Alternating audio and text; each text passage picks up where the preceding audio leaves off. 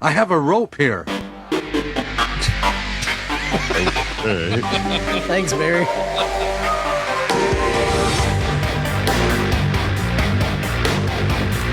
I'm always enjoying making stuff with Barry. Hey, everybody. Welcome to Core. This is the video game podcast you may have heard of before called Core, and we're really happy you're here. If you're here for the first time, tuck in. They're usually a bit of a beast. If you're a long timer, well, you kind of already know. All right? All right. My name is Scott Johnson. That's Beau Schwartz. Yeah, go ahead. Oh, sorry. That's Beau. No, it's you. It's you right there. Go ahead. Maybe we're only going to be an hour today. You know? Yeah, I'm sure that'll be. We've never actually formally sat down and said, and this is important for you all to understand, this is a 4-hour show. Mm-hmm. That has never happened in the entire history of this doing it, where we're like, listen, guys, we have a vision for what we're going to do, and it's going to be an hour of this and 3 hours of this. Mm-hmm. The vision is this is an hour-long show. Yeah. It just goes long every week. Yeah. The worst part of today's show is I'm sitting on something sharp. What the hell am I sitting on? And your Allen wrench? Okay, I'm good. Probably is my butt. I have no butt. I have no meat back there. John also here, of course. Hi, John. Hello. Welcome. Hi. Welcome. We're here being as informal as possible because that's how we run this show, and I'm happy you're all here to be with us in our final episode before the Christmas holiday.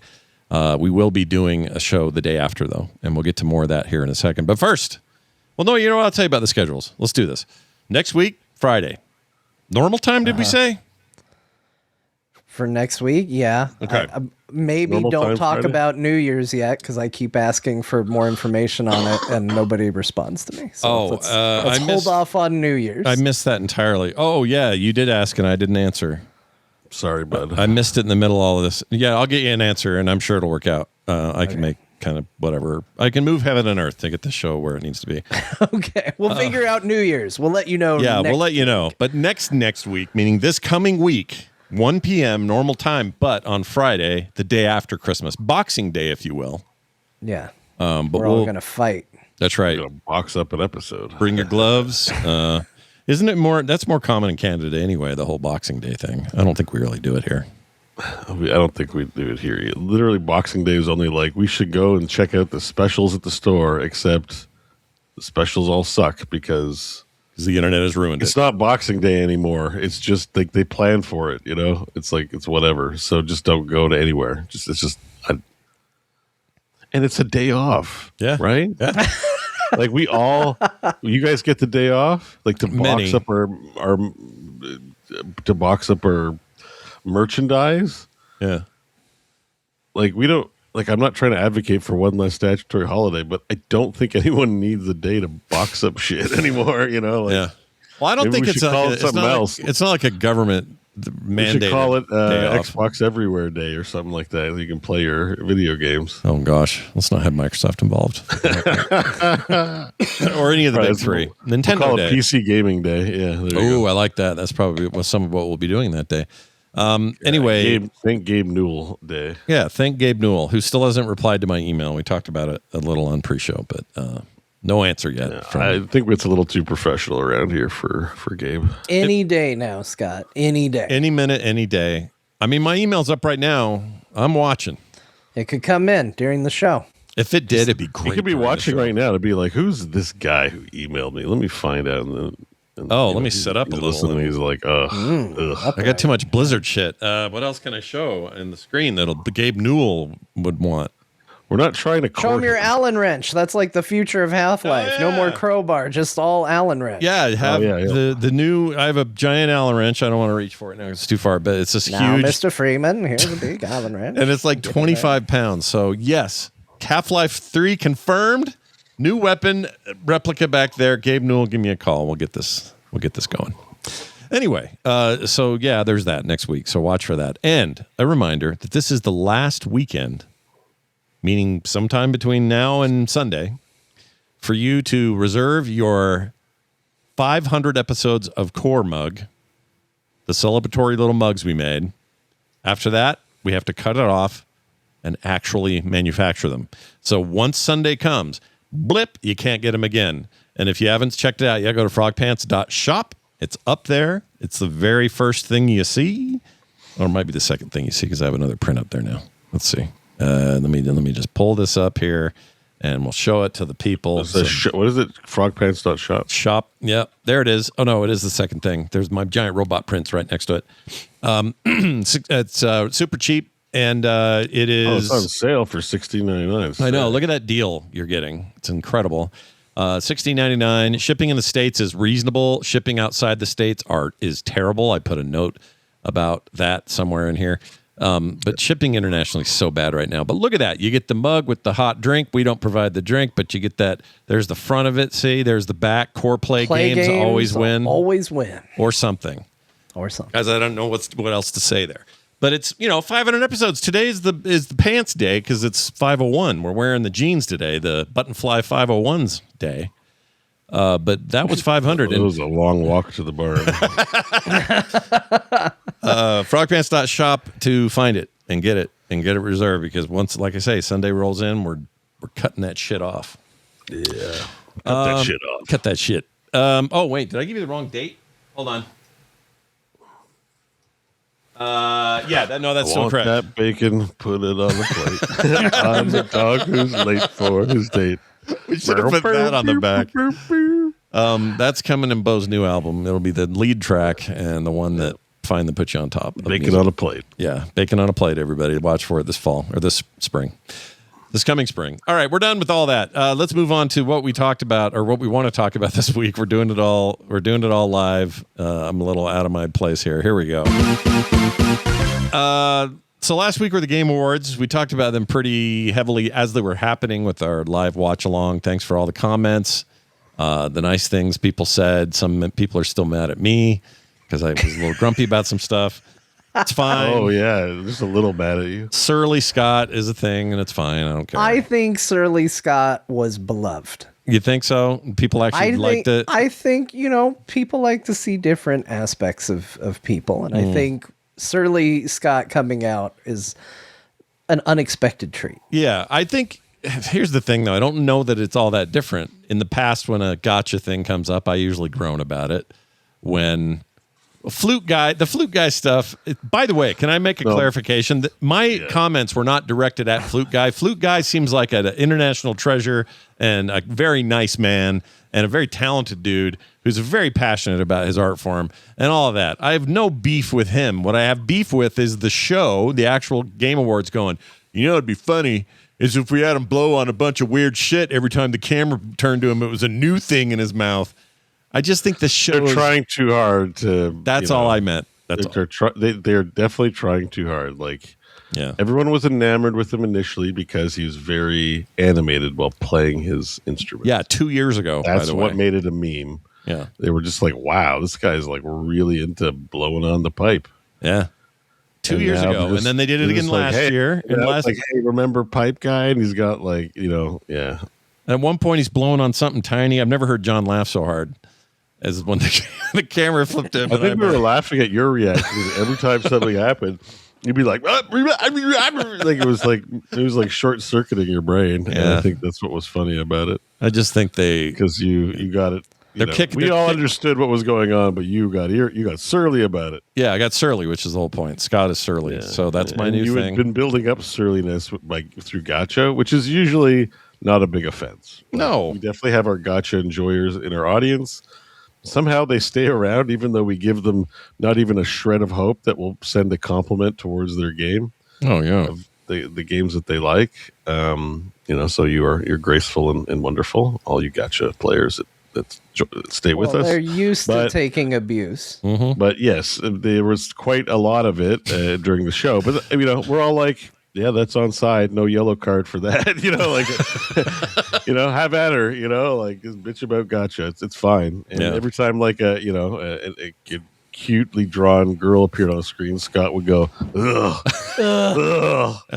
It was just like always like, wow, look at the environments. Look at these beautiful ships. What is so it'd been building up in maybe a little more of a positive or a less controversial way, and then Flute Guy came out and you let him have it. Yes, and again, not aimed at Flute Guy. He's awesome. Great guy. I also think you took maybe a little bit of built-up heat for something John did, but you got swept up into it, which was there was some rock music at some point, and I believe John said what is this, Creed? And I think that hurt a lot of people's feelings. Yeah, they were playing a Tool song, and now John was the first that said it, but I think Scott kind of chimed in too and was taking heat for that. No, I never. I knew I knew it was Tool, and B, it was fine. That's all. I'm not John. saying it was just, and I'm not saying it was right. I just, because I did watch back a little bit because I was so sick, I missed some of what was going on. So I'm like, let's watch our coverage. Yeah. And like the biggest announcement was like Divinity, and I like basically wasn't there for it. Yeah, you weren't there. Like, is this Warframe? Whatever. And I was like, I had to go back and enjoy it on my own time. Yeah. But yeah, I just think, there was just, we were all sort of cracking jokes, and I think it kind of rolled over to you. I mean, if you want to hear the definition of surly, I made that comment. I heard music. I couldn't really hear it. We were talking lots of excuses, right? And I did say, is this Creed about Tool, which is going to upset people because people feel very differently about those bands. But I thought about clarifying. I thought about saying, guys, I could barely hear it. Calm down. It's fine. Like, then I realized it's going to make people so mad, so uniquely kind of mad. I'm not doubling down on that. I'm not going to try and fix this. No. I'm doubling down. Yeah, it sounded like Creed. Go all the way. If they don't want to be confused for Creed, maybe they shouldn't sound so. Oh, shit. I don't even know. I mean, the email lines are open, you guys. Go ahead. Damn. Sometimes when you just gotta double down. Show at core.show for all your John needs. Now you get the email. Oh, yeah. That's right. Ironically. Or 10hams.com. Finally, he gets the email address right when it's about me. Never said it better. Comments now, right? The 10 hams. We'll play it. 10 hams will do it. Yeah, you want to voice your anger in a voicemail? I'll play it here on the show. But yeah, it was a fun time though. Those are always fun. I still stand by. I think we said it during the show. I like that we have this thing to gather around every year and make fun of some of it, get excited about some of it, be a little mad about some of it. That's fine. It's good. I thought the show was really good too. Yeah. Yeah. Apart from the surliness, which I'm just kind of leading into as a joke, Scott. You weren't that. No, bad. I know. But apart from the surliness, like we've gotten feedback before where we're kind of making fun of the show and not happy with a lot of what's there, and some people do find it irritating because we're so negative, even though it's just us hanging out, having a good time. I found with this one, we were genuinely into everything almost for the most part. Yeah. Yeah. There wasn't like a lot of like shovelware or vaporware or just crap announcements. Like it actually was a pretty good trade show this year. And that's not even counting the fact that I watched the Streamer Awards ahead of it, which made this award show 50 times better. I watched your compilation after that thing that you sent us, the link that was like all the worst bits. Yeah, there was like a 15-minute supercut of just the worst moments. That was. I thought you were kind of pushing like. I thought you were being. I thought I was just being like, oh yeah, streamers, whatever. And I'm like, no, it literally was like an actual train. It's really bad, like so bad. It's not even just like you. Look, all three of us could be hyperbolic about things we've like or don't like, but that was not you doing that. That was legit. In fact, you undersold how bad it is. Yeah. Somehow. Yeah, terrible. Yeah. And I feel bad for everybody involved in that. That thing was bad. They should all be ashamed. Everybody involved in that should be ashamed. That was terrible. Pretty much. It was pretty well. It's one of those things that made me realize that we don't do award shows for certain types of people. Like, there's no homeless award shows, right? Like, best yeller under a bridge. Like, it's just going to be a disaster, And similarly, I don't think there's a comedy award show because, like, they all kind of hate each other and they're professionally dicks. Like, why would you? It would just be awkward. Like, I don't think they actually just have stand-up comedy awards, and I think there's probably a good reason for that. Nobody actually wants to see that. It would not cast them in the best light. No. And I think streamers are. My conclusion is streamers is another one of those categories. They don't really. I know they put work into what they do and stuff, but they don't really make anything like an actor builds something or a writer builds something or a filmmaker. Like they're not. There's no sort of serious professional craft, even if you can say it's still a legitimate job and what they do still work and they put effort and all that. It's already a popularity contest being a streamer.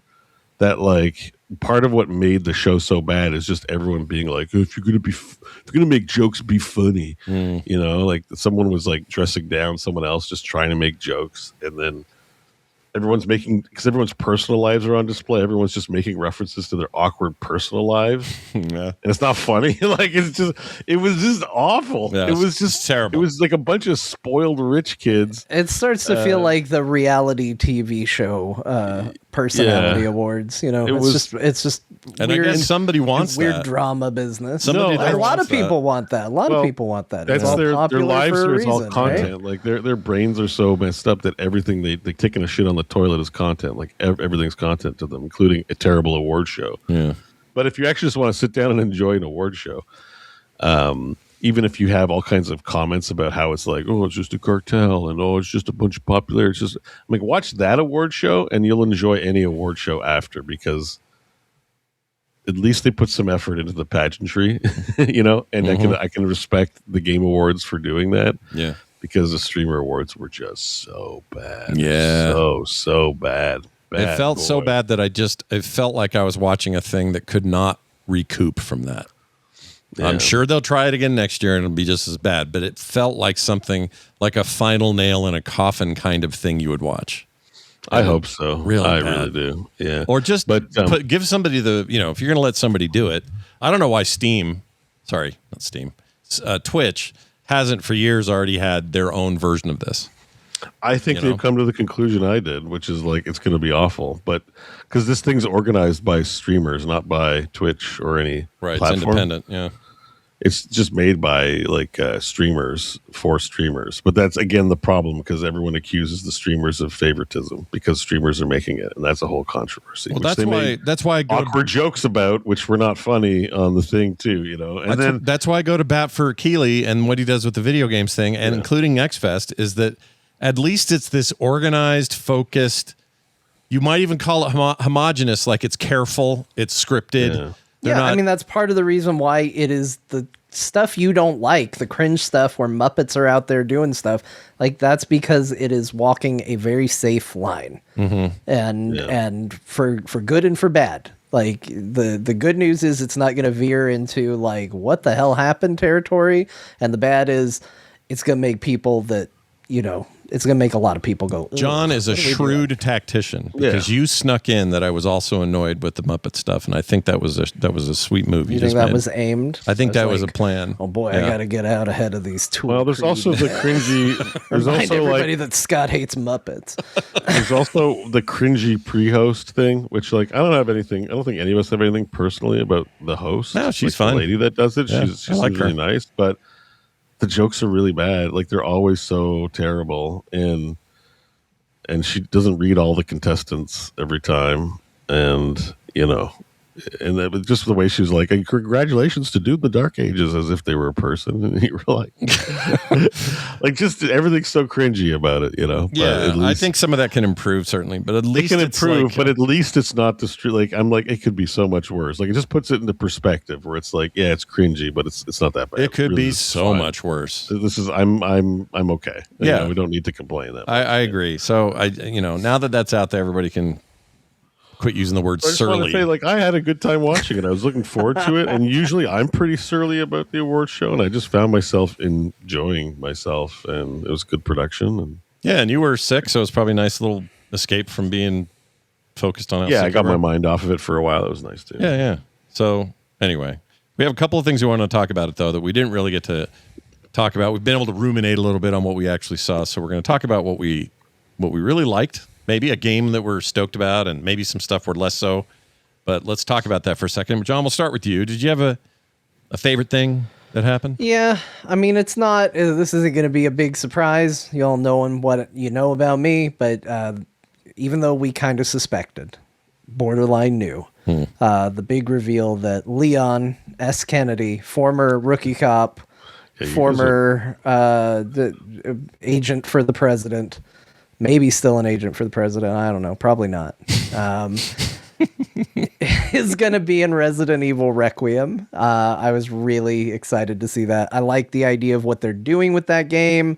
The idea that you're going to have kind of a the way they described it, because I saw an interview with the creator, is he said, when you're playing as her, it's going to be more like Resident Evil 2 remake. It's going to be very, very horror focused. You're trying to survive. When you're playing Leon, it's going to be more like Resident Evil 4 remake, where it's a very action-based experience, and it's going to alternate between the two of them.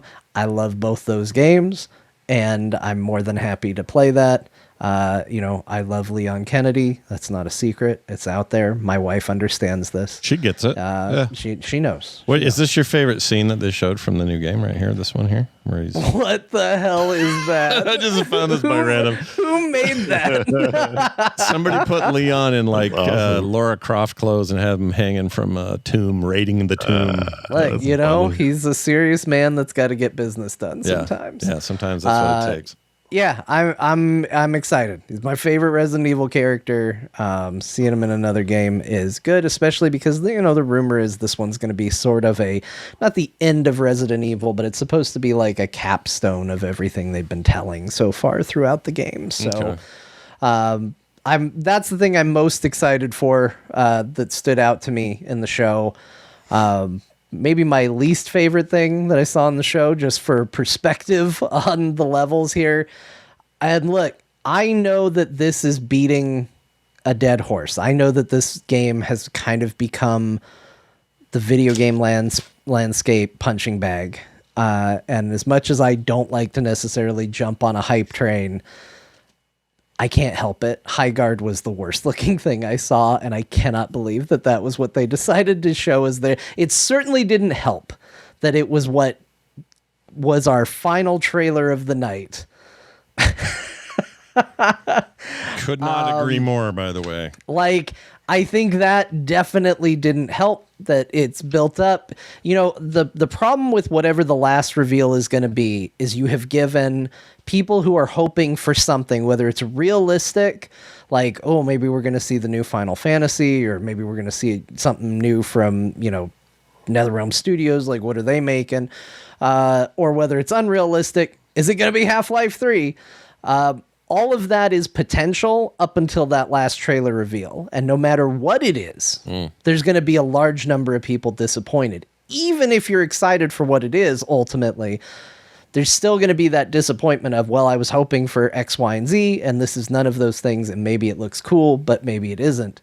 And for it to be a team shooter, hero shooter, wow, it's like such an insane letdown. And built up, it's like, okay, Titanfall. I like Titanfall. Yeah, I was getting excited about that. You know what? And then it's like, it goes medieval, and you're like, okay. And then they just pull out guns, and it's just like, here you go. It's a team shooter. It's a team shooter, free to play team shooter. It's just another one of these, and it's fine. I think they have a great team there. Apex Legends is, whatever. It's good at what it came and did, kind of disrupted things a little bit, and Titanfall's amazing, and all those ex-Respawn guys, the Respawn guys now, whatever they were back when they were making Call of Duty, they're all real talented. I'm excited. This would have been fine earlier in the show, by the way. If they'd have just said, oh, here's another thing coming, I would have just said, oh, okay, well, I'm not interested. I still wouldn't be interested, but it wouldn't have so much attention on it. Right. They were doing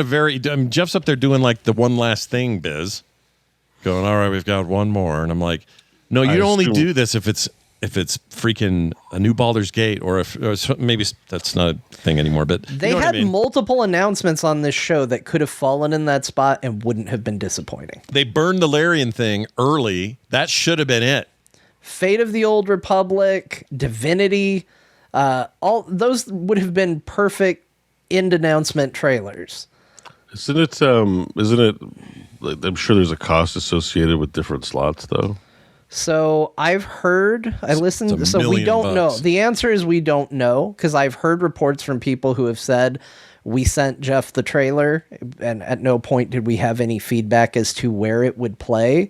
But that was not for any major games. So there is a chance that I'm sure there is a value where you can go, hey, we will give you X amount of money to put it here. And I do believe, if you want my personal opinion, I believe that's what happened, is that this game probably paid an awful lot of money to be featured at the end. And I can see that. I that's not going to resonate well with people either, because if you spent a lot of money just to be highlighted there for an arena shooter, you're shooting yourself in the foot. Like, that's not smart. No, it's not a smart. It might be a MOBA though, not an arena shooter. Even then, though, it's got. I think so. I guess I'm in the minority here. I thought it looked pretty good. Really? Yeah. I mean, look, it may end up being good. Like I say, the pedigree of design is good. It's just, it's. So if we're purely looking at this from what is it juxtaposed against? It's juxtaposed against a show that leaves a just one more thing moment at the end. We are meant to be hyped up to some crazy, ridiculous level, and all the rumors are flying. Is it Half-Life 3? Is it Larian's new game? Or all the stuff we said before. Yeah, that's the wrong one to be the one to have that level of hype around it. So it's less about whether that game's going to be any another good. Overwatch. Yeah. You know? So for me, it's just in the context of the show that was a problem. Take it out of that, and it's like, okay, well. Not for me. Like, you guys know, but you guys already know how I feel about hero shooters. I think hero shooters are... Every time one fails, I'm like, sweet, maybe we'll never do this again. Maybe we've learned our lesson. Oh, nope, we still haven't. We're still doing it? Okay. How many Concords can we do before we realize this is a genre that doesn't need any more video games made in it? But if Bro's right, and it's a MOBA hybrid it's not a MOBA. It's a hero shooter. No, it's a MOBA. They're shooting mobs, and then like there's creep, like just like in they unlock like a mid boss. Also, the other thing I liked about it is you have mounts like in Heroes, like you can mount up. Yeah, it's pretty cool. It's like more like what was the thing Epic did, and then they quit because Paragon. I even said it during the show. I'm like, this looks like Paragon. I look at it and I go, I'm going to keep calling it a hero shooter till I'm proved otherwise. You're probably not wrong to call it that, honestly. It's not wrong, but I look at it and it goes, it's a hero shooter, which I already don't like.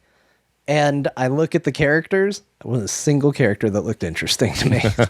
So another issue. We're here again, where it's like, what is the thing that makes a hero shooter appealing is that you go, I want to play that character. Why did Marvel Rivals succeed where other hero shooters have failed? Because they have heroes people actually want to play as. Yeah. I'll give you that. I agree with that. Yeah, and I looked at the trailer and went, okay. Like, you could have maybe almost done something with the fact, again, that it's leaning into the fantasy, but they're not pulling out swords. Like, there are swords in it, but they're not pulling out swords in this crazy melee combat. They're just pulling out guns, and it just ends up looking like every other single one of them. So I don't know. I feel like we're leaning really heavy on this, which is skewing negative, which is not what I'm trying to do with this, but that was the thing. And, well, you're kind of correct in the sense that, like, just because it looks good doesn't mean it's going to play very good or perform very well.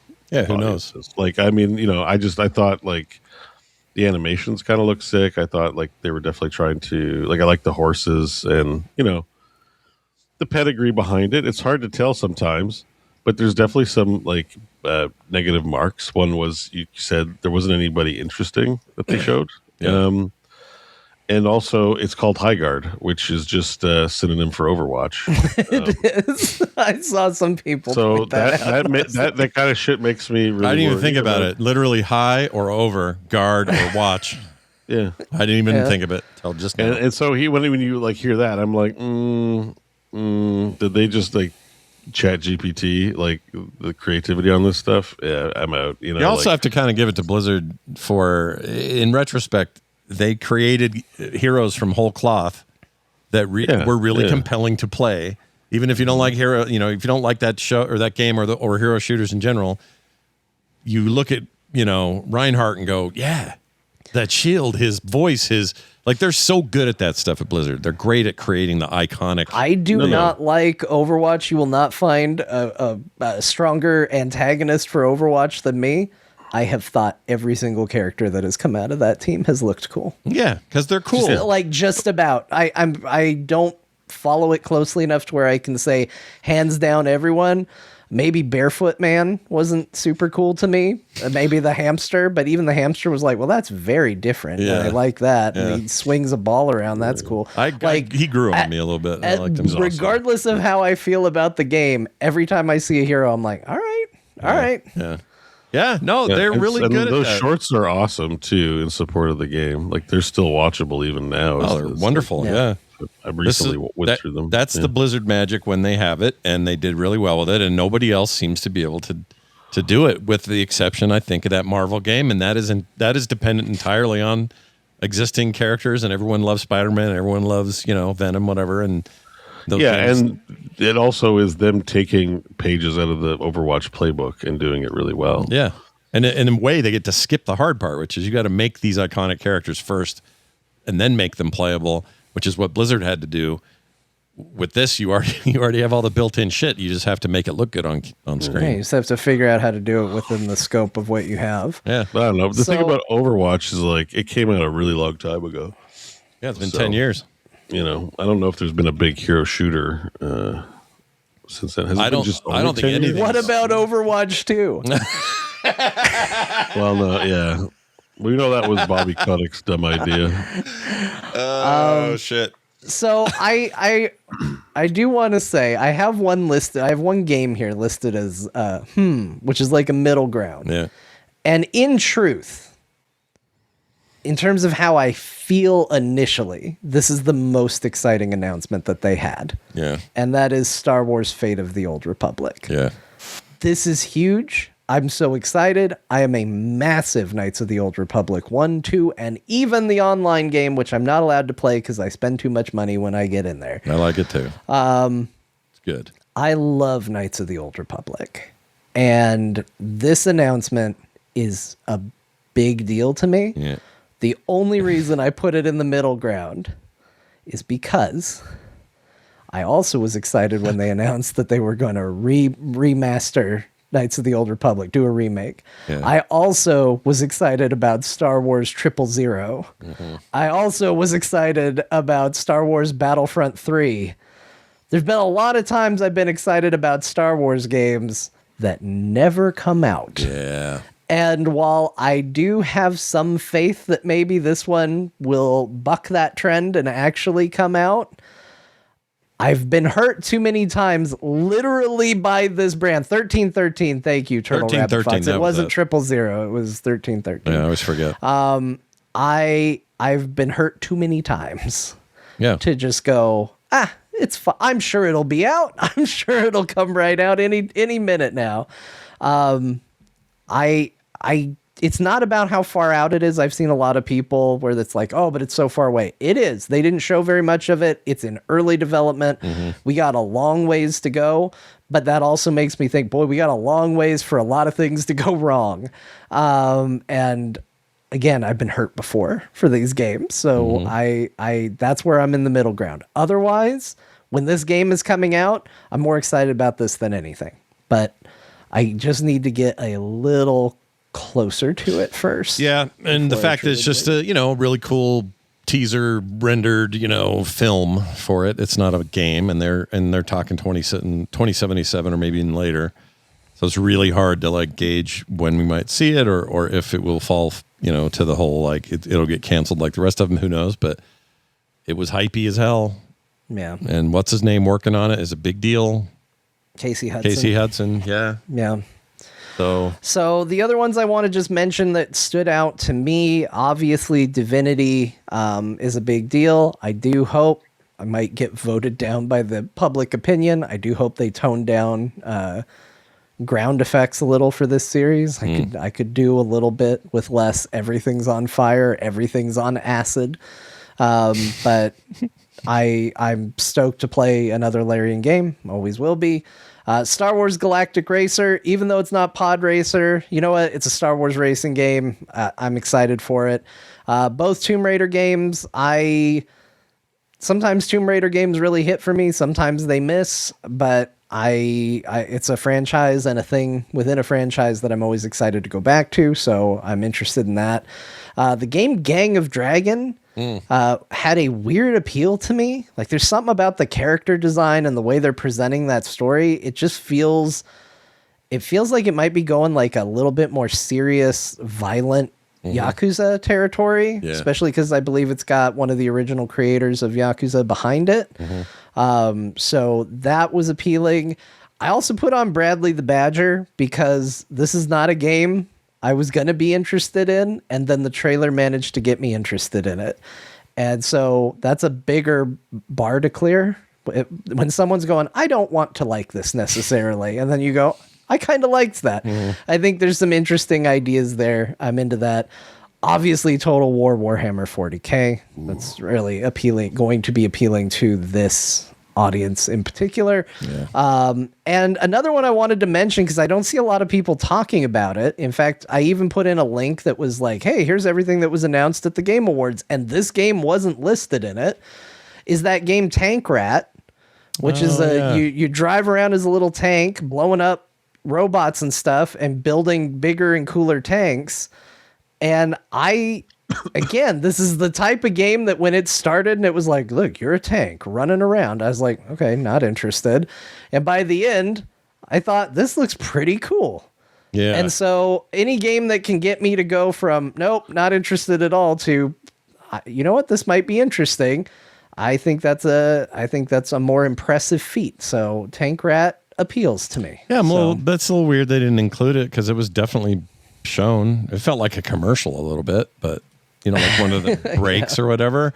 Why this appeals to me, I agree with you. This totally appeals to me, but why it appeals to me and none of those gotcha games did, I don't know. I couldn't tell you. I don't know what the difference is. Oh, I know why. This is cool tanks. That's why. Sorry, that was a long way to go to rip on those anime girls one more time. Well, that's great. I like your list a lot. My favorite is definitely Total War Warhammer 40K. Cannot wait for that. I got so stoked about Warhammer, I've now watched that short on Secret Level, the 40K short. Yeah. Twice since the show. It's about 20 minutes long, so it's not a huge feat, but I made my family sit and watch it with me, and I watched it myself again because I love 40K so much. I'm so jazzed about this. I reinstalled Rogue Trader again because I want to give that a proper playthrough. Like that got me super stoked. Yeah, so I'm ready. I like the idea that you're like, everybody get in here. Yeah, it's Warhammer time. Yeah. We're gonna watch Warhammer. I was like, Ezekiel, Titus, to me. It's the holiday season. Come watch Warhammer. Yeah, it's Christmas time. And that thing is so grimdark awesome. Oh my gosh, I love that short so much. And Carter goes, is that the same Titus that's in those games right now? And I said, yeah, that's the Titus. That's him. That's Mark Strong from the first one, and whoever did the voice for the second one, I don't know. Anyway, moving on. My least favorite, Highguard. We talked about it. We don't have to talk about it more, but I just didn't do anything for me. I didn't care for it. The things that also interest me the most, I put down Galactic Racer also and Divinity. I think Divinity is a no-brainer, but it's just forever out, and there's nothing we can do till it's out. But Galactic Racer, at first I was like, I don't want a pod racer like. I don't care about pod racing. Like, I kind of hate the prequels. Like, it's not my jam at all. But what they showed is not that. That looked rad. It's also made by the Need for Speed team. Ew. I don't know if you heard that. No, I didn't. I love them. Yes. It's not. It's a racing game being made by people who make racing games. That's great news. I didn't know that. That's very cool. So knowing that actually sells me even more on it. I thought that environmentally, like when they were in snow level racing and other stuff, there's just a real visceral quality to that racing that looked just next level to me. That looked really cool. So showing me Sebulba at the end does zip shit for me. Do not care. I understand there's a whole generation of people who are jazzed. Scott. Look, I'm not a prequel apologist, but Star Wars Episode 1 Racer was awesome. It was a fun game. You're right. But Sebulba, who cares? Throwaway character. Pangeles. Give me Ben Quadraneros. What other names that George Lucas put in a ball, shook it around? These were great characters. These were great characters. But I'm not. All of that aside, though, just that looked incredible. I'm assuming it's this Frostbite fork they use for their racing games now, and it's a very pretty engine. So that looked really cool. Dave Jones pointed out in the chat, Need for Speed and Burnout. And that is an important factor to remember. Yeah, it's the name of the team is. I love Burnout so much. Yeah, and they got bought by EA, and everybody was sad. But I kind of like what they did a remake of Most Wanted. It's very good, that remake, really good. Well, and if you're doing Star Wars vehicles, you can crash them because Porsche isn't going to contact you and be like, "Our cars can't crash." Actually, I think George Lucas is like, "Oh, you can only." Sebulba. When he's in like Sebulba is a character, can't read. You can't wreck that one anyway. Muffed by a turtleneck. See ya. Anyway, so I'm muted. That's not. Oh, is that the most important thing of that game is going to be the audio, the Foley on the vehicles. I need them to go. I don't disagree. I need them to be loud and obnoxious. Not all of them. Like if you got a dainty little speeder, like great, it goes zero or whatever. But like, I want to play just the big engines that are tied together with string onto a chariot. Yeah. And they go. Yeah. All of it, all the sound work's got to be. It's got to be like Prime Star Wars. When you boost, it does that. Yeah, when it goes. Yeah. We gotta have the sounds. Yeah, I'm actually really excited. Gotta have the sounds, or the game's gonna be mid. I'm sorry, even if it's a good racer game. And then I put hopes for the next awards, and I just wrote less gotcha trashware. I'm just tired of that stuff. And I know it has its players. It would obviously they do. The thing that won the player, the Players' Choice Award went to the what is it, Hamiverse or whatever it is. What is it? Wuthering Waves. Yeah. Hamiverse. Yeah, but they also enticed people with items in the game. I heard to vote for them. That is so lame. It is lame. It should be illegal. They should be barred. Jeff Keighley should get up on it. It's like the podcast awards all over again, where it's like, get everyone to log in daily. Well, here's someone said, it's just like this.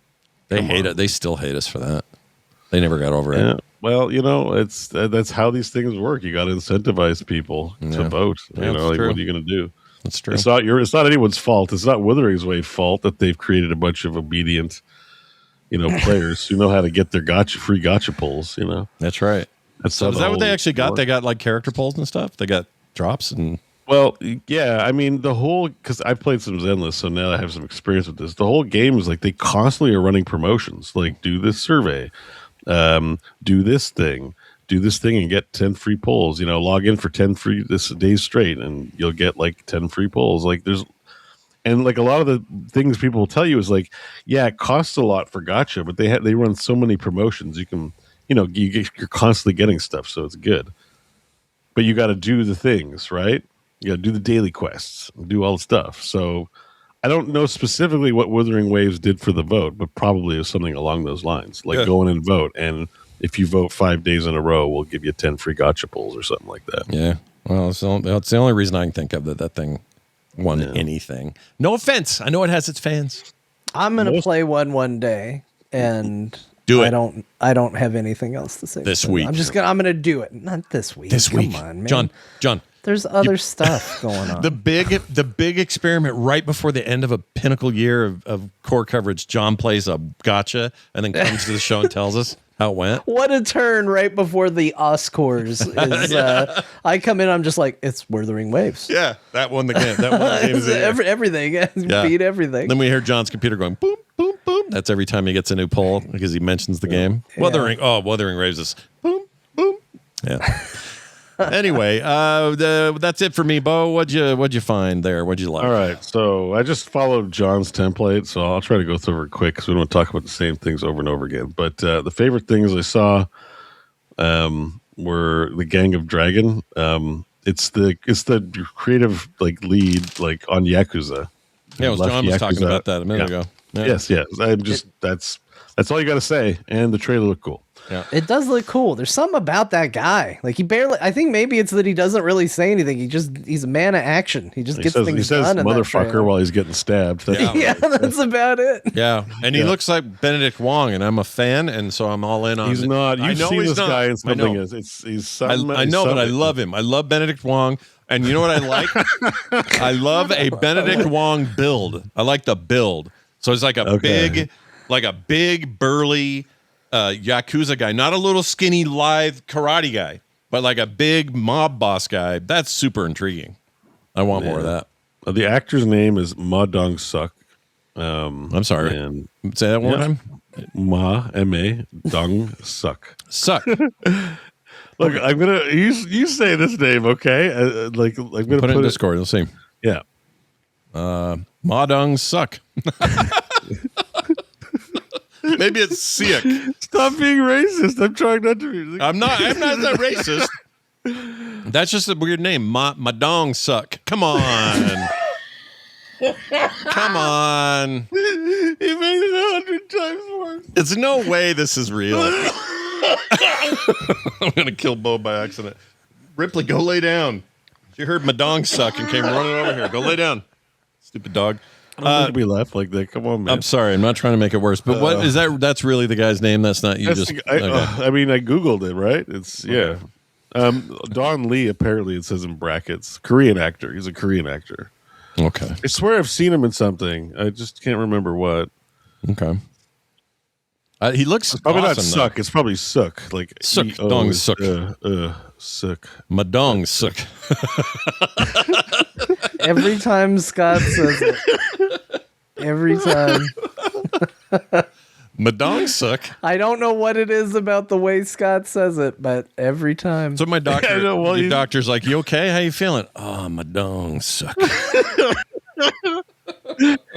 Oh my god! Oh, Sorry. he's in Train to Busan. Oh, I love that movie. He's Korean then. So is this a Korean? He's a Korean actor. Yeah, he's a Korean Is actor. it set? Where is this set though? Do we know anything about the setting? Because Korean don't, but underworld is cool. It looked like a Japanese like bar. Like it looked like, yeah, that's what I assumed. you know. So I don't know if this is like the new version of the Gomi Jewel from Yakuza, because the Korean mafia is a big player in the Yakuza series, as well as the Chinese mafia. So it's entirely possible you're playing a Korean. Although I'm playing Yakuza Kiwami 2, and so they have a new version of Kiwami 2, right? And I think I paid $1 to upgrade it to the new version or whatever. But something interesting happened. I don't know which character it is, but there's a character right now that Date is like saving from getting killed. I want to say maybe it's like Kiryu as a baby, and it's like his parents getting shot by Kazuma, which is his adoptive Yakuza father, who, you know, he admits on his deathbed that he killed Kiryu's parents. And Kiryu's like, "I don't care, you're still my dad."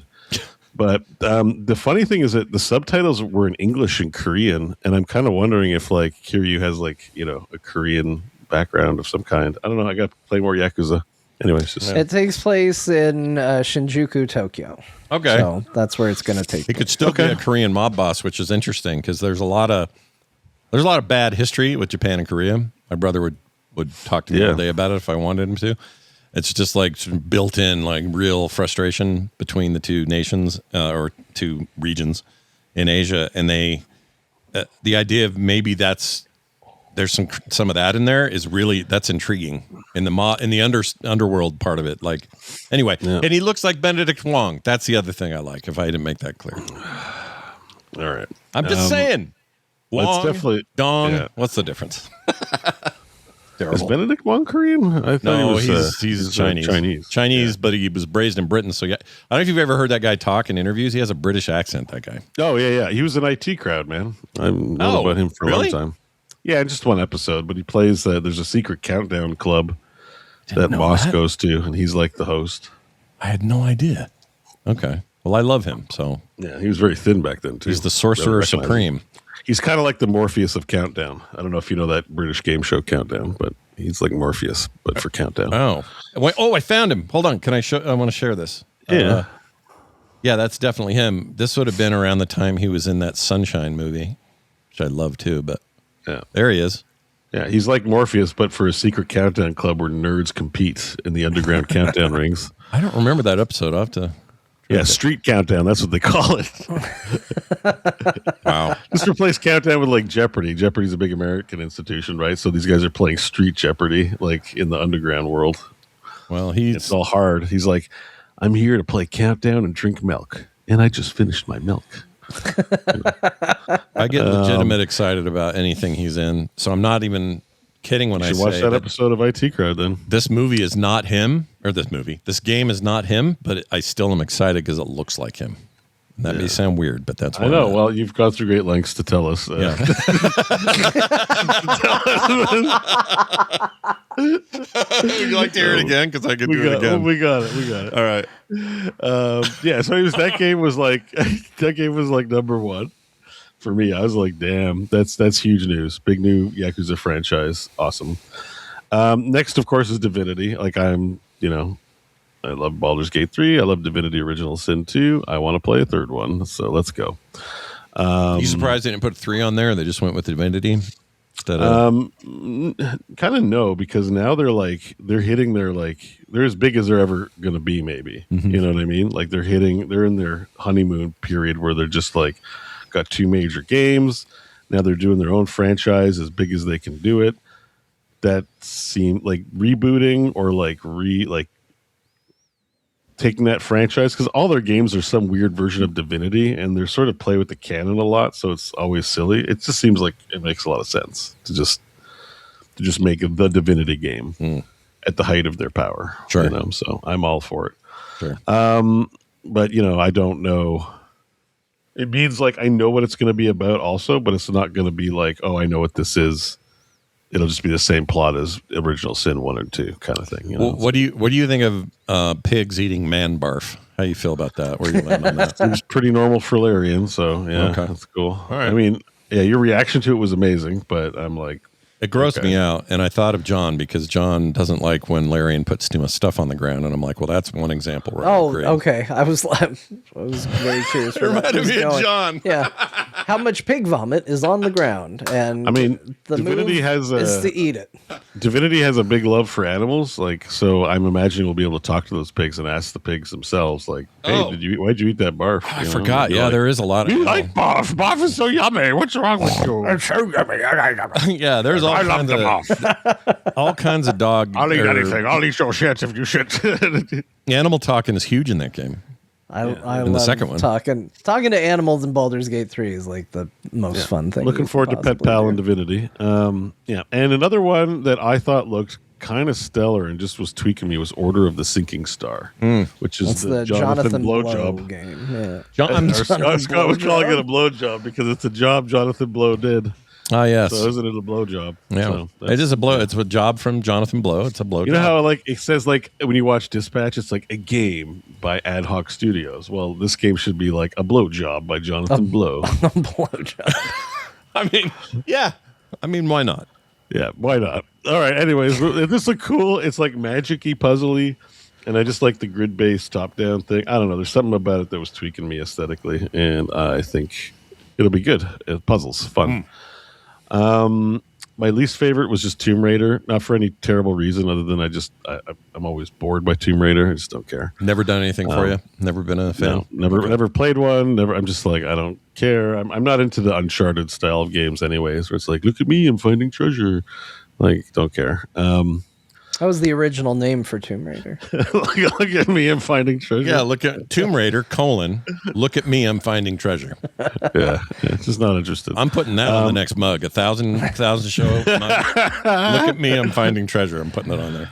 Oh, sorry, Dave Jones just referenced the countdown. Why, that's a lovely Tenetenba. That's a real world word, Tenetenba. By the way, he was, we haven't mentioned it yet, but Dave was there. He was at the He was there. And he told us that the screen they kept looking at was a monitor, like a big sort of screen that showed the stream of what was there. So they were just looking at themselves. They were looking at themselves. That's bad form. But imagine you feel self-conscious, like, oh, is my face fat? And then it's on this stretchy giant screen above you, and you're like, oh, good God. Yeah. That'd be like me on the show going, because I'm over looking here. at my face right now. Yeah, but but you're not going. Yeah, but it's also like that's because I've tried to keep it as close to the eye line for the camera as possible. There's the camera. There's my face. Yeah, I guess you so. see? Yeah. There's a difference too between I think actors are a little more accustomed to that stuff than just like an executive who's like in his office dungeon most of the year and then has to come out and be like, oh, they might be looking because they just can't help it. They're like, holy shit, the world's seeing me right now. And this is what I look like. Good Christ. Look at me. So. Yeah.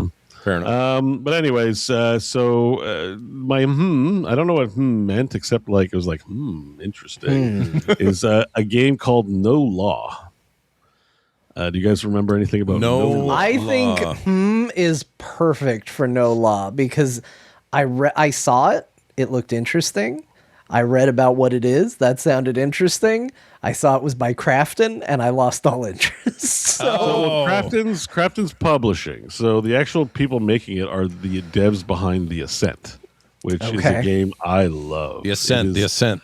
The Ascent. It's an cyberpunk ARPG. Oh, I love Descent. Yeah. Janky as hell, but had tons of vibes. It was beautiful too. Had some banger music in it, and it was a beautiful game, and actually like a pretty unique take on the ARPG genre, where it's like kind of a twin stick shooter, but kind of like in a good actiony way that felt like an ARPG. So now they're making this like a Temu Cyberpunk game, kind of like, and I don't mean that derisively. It's just it looks like Cyberpunk 2077, but it does without like the RPG elements. Like I think you're just going to be murdering people. Is sort of what I get from it. There might be some sneaking, there's some shooting people, but everything feels very of the Night City vibe. But I don't think your like graphical fidelity and like your production on some things are going to be like it's a smaller studio and the scope of the projects I bet smaller. But it does capture enough of it where they're doing the cyberpunk thing again. It does look very pretty, and I just think you're going to be beating up bad guys. You're going to be shooting them in the ultra violence sense of things, and they just kick the shit out of that guy. Yeah, I also love a good over the top revenge thing where the guy who's been wronged is just. Like John Wick losing it over his dog being killed, like that level of. Yeah. I love that. I'm a big fan. Yeah. And look at this guy. He has seen some shit before. Oh, man. It's like dystopic hyperviolence. There's a mech in there. You jump, some of the scenes look like action scenes from Cyberpunk where you're jumping off buildings and kicking people, but. That's why I'm saying this could be terrible. It's hard to say for sure. The only reason I think it might not be terrible is they made it a fun game out of Ascent. Yeah, it seems intriguing. So this game probably is just going to be fun. Yeah. I think you picked a great game for because I kind of feel the same way about it. I feel like it can go either way, but I'm interested for sure. Awful lot of craft and publishing going on right now. Yeah, big. They're big. They big. Yeah, they big. And so the other notables, I just listed a bunch of stuff. Sorry, I'll just go through them quick because whatever. We've already talked about half of them. The D4X pack, I'm probably going to try out. I'm probably in for it. I've heard, okay, can I say something real quick as someone who also played PoE2 a little bit this week, and I'll talk about that later. Yeah. I have heard from not just people playing it that are in our community, but from multiple sources, including a PC Gamer article that was just losing their minds, saying this season in particular, the addition of, not just the addition of the new character, but their new way they do loot, and the is a consecration system. It's new. Sanctification. Thank you. They said that Diablo 4 is insanely good right now. Okay. Now I don't know, who to believe, but enough people are saying that they're making me go, really? Like, okay, maybe it's time to, It's possible. I don't know. They got rid of Gears of War guy. Maybe somebody else has better ideas. I don't know. Anyway, I don't know, but yeah, I'm in to give it. I like D4 enough that I'm willing to give it another shot. Yeah. So the presentation was very bad before the trailer. They didn't need to do. That thing on stage with the goofy shit looking. Hello, executives. That was bullshit. Who's been a bad executive? I'm going to spank you. I heard there are people online though going, "That's the worst trailer they've ever done." I went, "That wasn't a trailer." No, that was bullshit. That thing after was a trailer. That was awesome. Trailer, and it was good. Yeah. It was the beginning part was just not funny. I think they just had a cool stage and wanted to do something with it. Yeah, clearly. Solasta 2 was there. I think you might have mentioned it. That looks pretty cool. The new Star Wars Fate of the Old Republic looks cool. Obviously, not much known about it, but I did see an article today say Casey's he's pretty old. He wants this game to release in his lifetime, so hopefully not too far. Yeah, which is great news to me. I'm tired of these 12-year development cycles. Mm-hmm. Total War 40K obviously looks like I'm going to be playing a Total War game because it just sounds rad. Now this is pod racing, looks good. I think Phantom Blade Zero is shaping up to be interesting. We've seen enough marketing now that I'm actually low key might play it. It's very, very horror adjacent, but still like a combat game. Looks cool. It looked kind of neat. I also thought Forest 3 looks pretty cool. I haven't played any of the Forest games, but I'm a huge survival nut, and they're on their third game, and it always looks neat, so I might start digging into the Forest series. I thought the second one was still just in like an early access, not really done thing. No, wasn't that long ago? I'm sure a little feels surprised. Like it. Yeah, I saw that. Is this a different? Forest? Yeah, Sons of the Forest. It must have come out of early access, and it came out February 2024, so we're almost at 2 years, which seems small, seems short. I swear that was. But it seems short for a survival game. It is kind of psycho short, but I don't know. Maybe they just have a new vision for something cooler. We'll have to find out. This one looks very sci-fi. It looks very sci-fi. The new one, so. I meant to check it out. It's on sale for $9 right now. Sons of the Forest. Yeah, and the first one's on sale for like $3. I've never played the first one. I have to check that. I was curious about that. But then again, I don't love survival games, and I always think I'm gonna, and then I don't. Yeah, survival games are more time consuming. Everything's longer because you have to build it and farm for it and shit. Yeah, but some of that I like. What I don't like, you know what I don't. It's fun with friends. It's fun with friends. It's. Can people sabotage my shit? You play in a server with your friends, so they won't do that. Right, but if I was playing like Rust, there could always.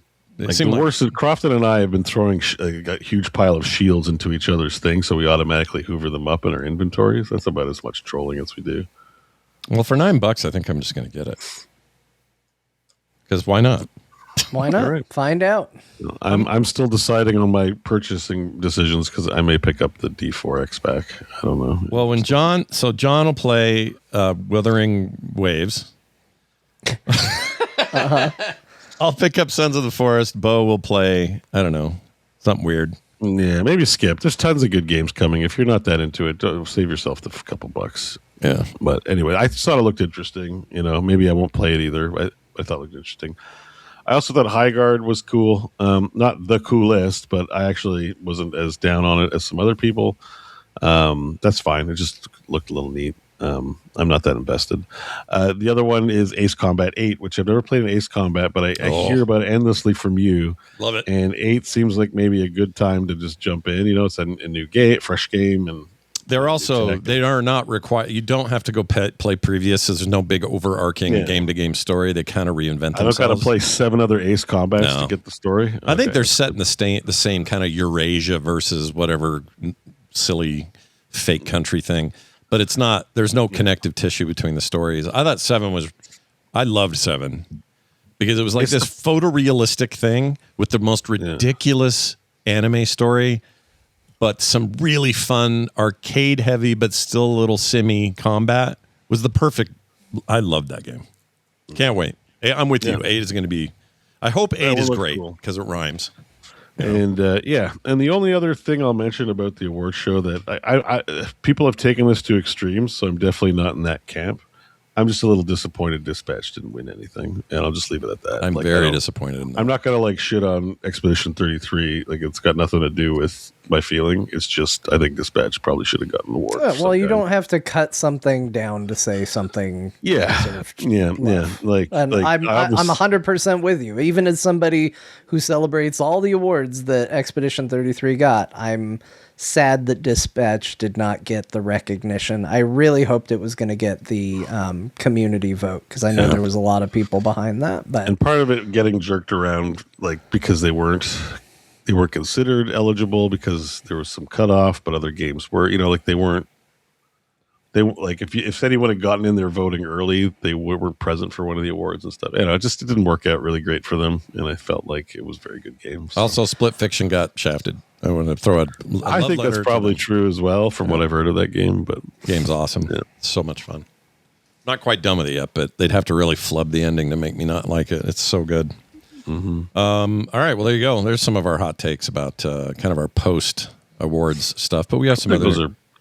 We have a few other news items of note to talk about. The Steam replays or whatever the hell you call it is upon us. Also, the winter Steam sale, which that's how I just noticed that game was so much cheaper. I went ahead and bought that and a game that let's see, I think it was PC Gamer had a really good thing to say about where is it? This point and click adventure that nobody talked about. Was supposed to be kind of low key, the best thing of the year. The Drifter. For some people. No, it's like something Skies. Oh, gosh, I just bought it. Where'd it go?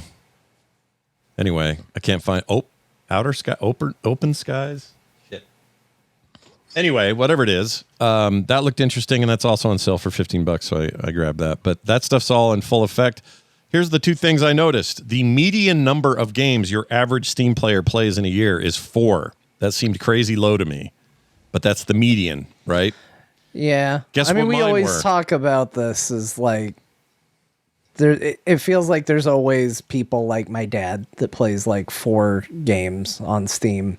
Yeah. And that's it. They're And the common I think ones. There's a lot of those people. I think so too. But per usual, I went and looked at my numbers, and 351 games played.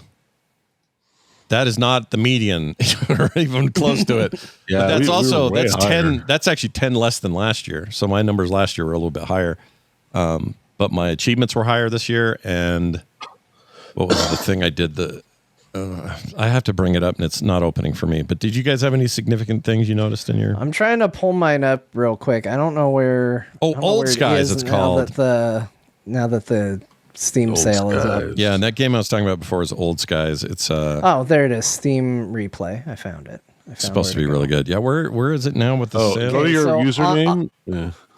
Oh, I was gonna say. Oh yeah, you can just mouse over your username and then it says Steam replay. On the drop down, the That's a bottom lot item is easier. Steam Replay. Oh, here we go. Okay, I'm there. Anyway.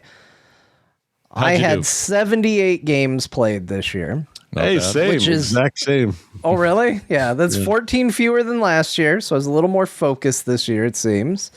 I had 738 achievements unlocked.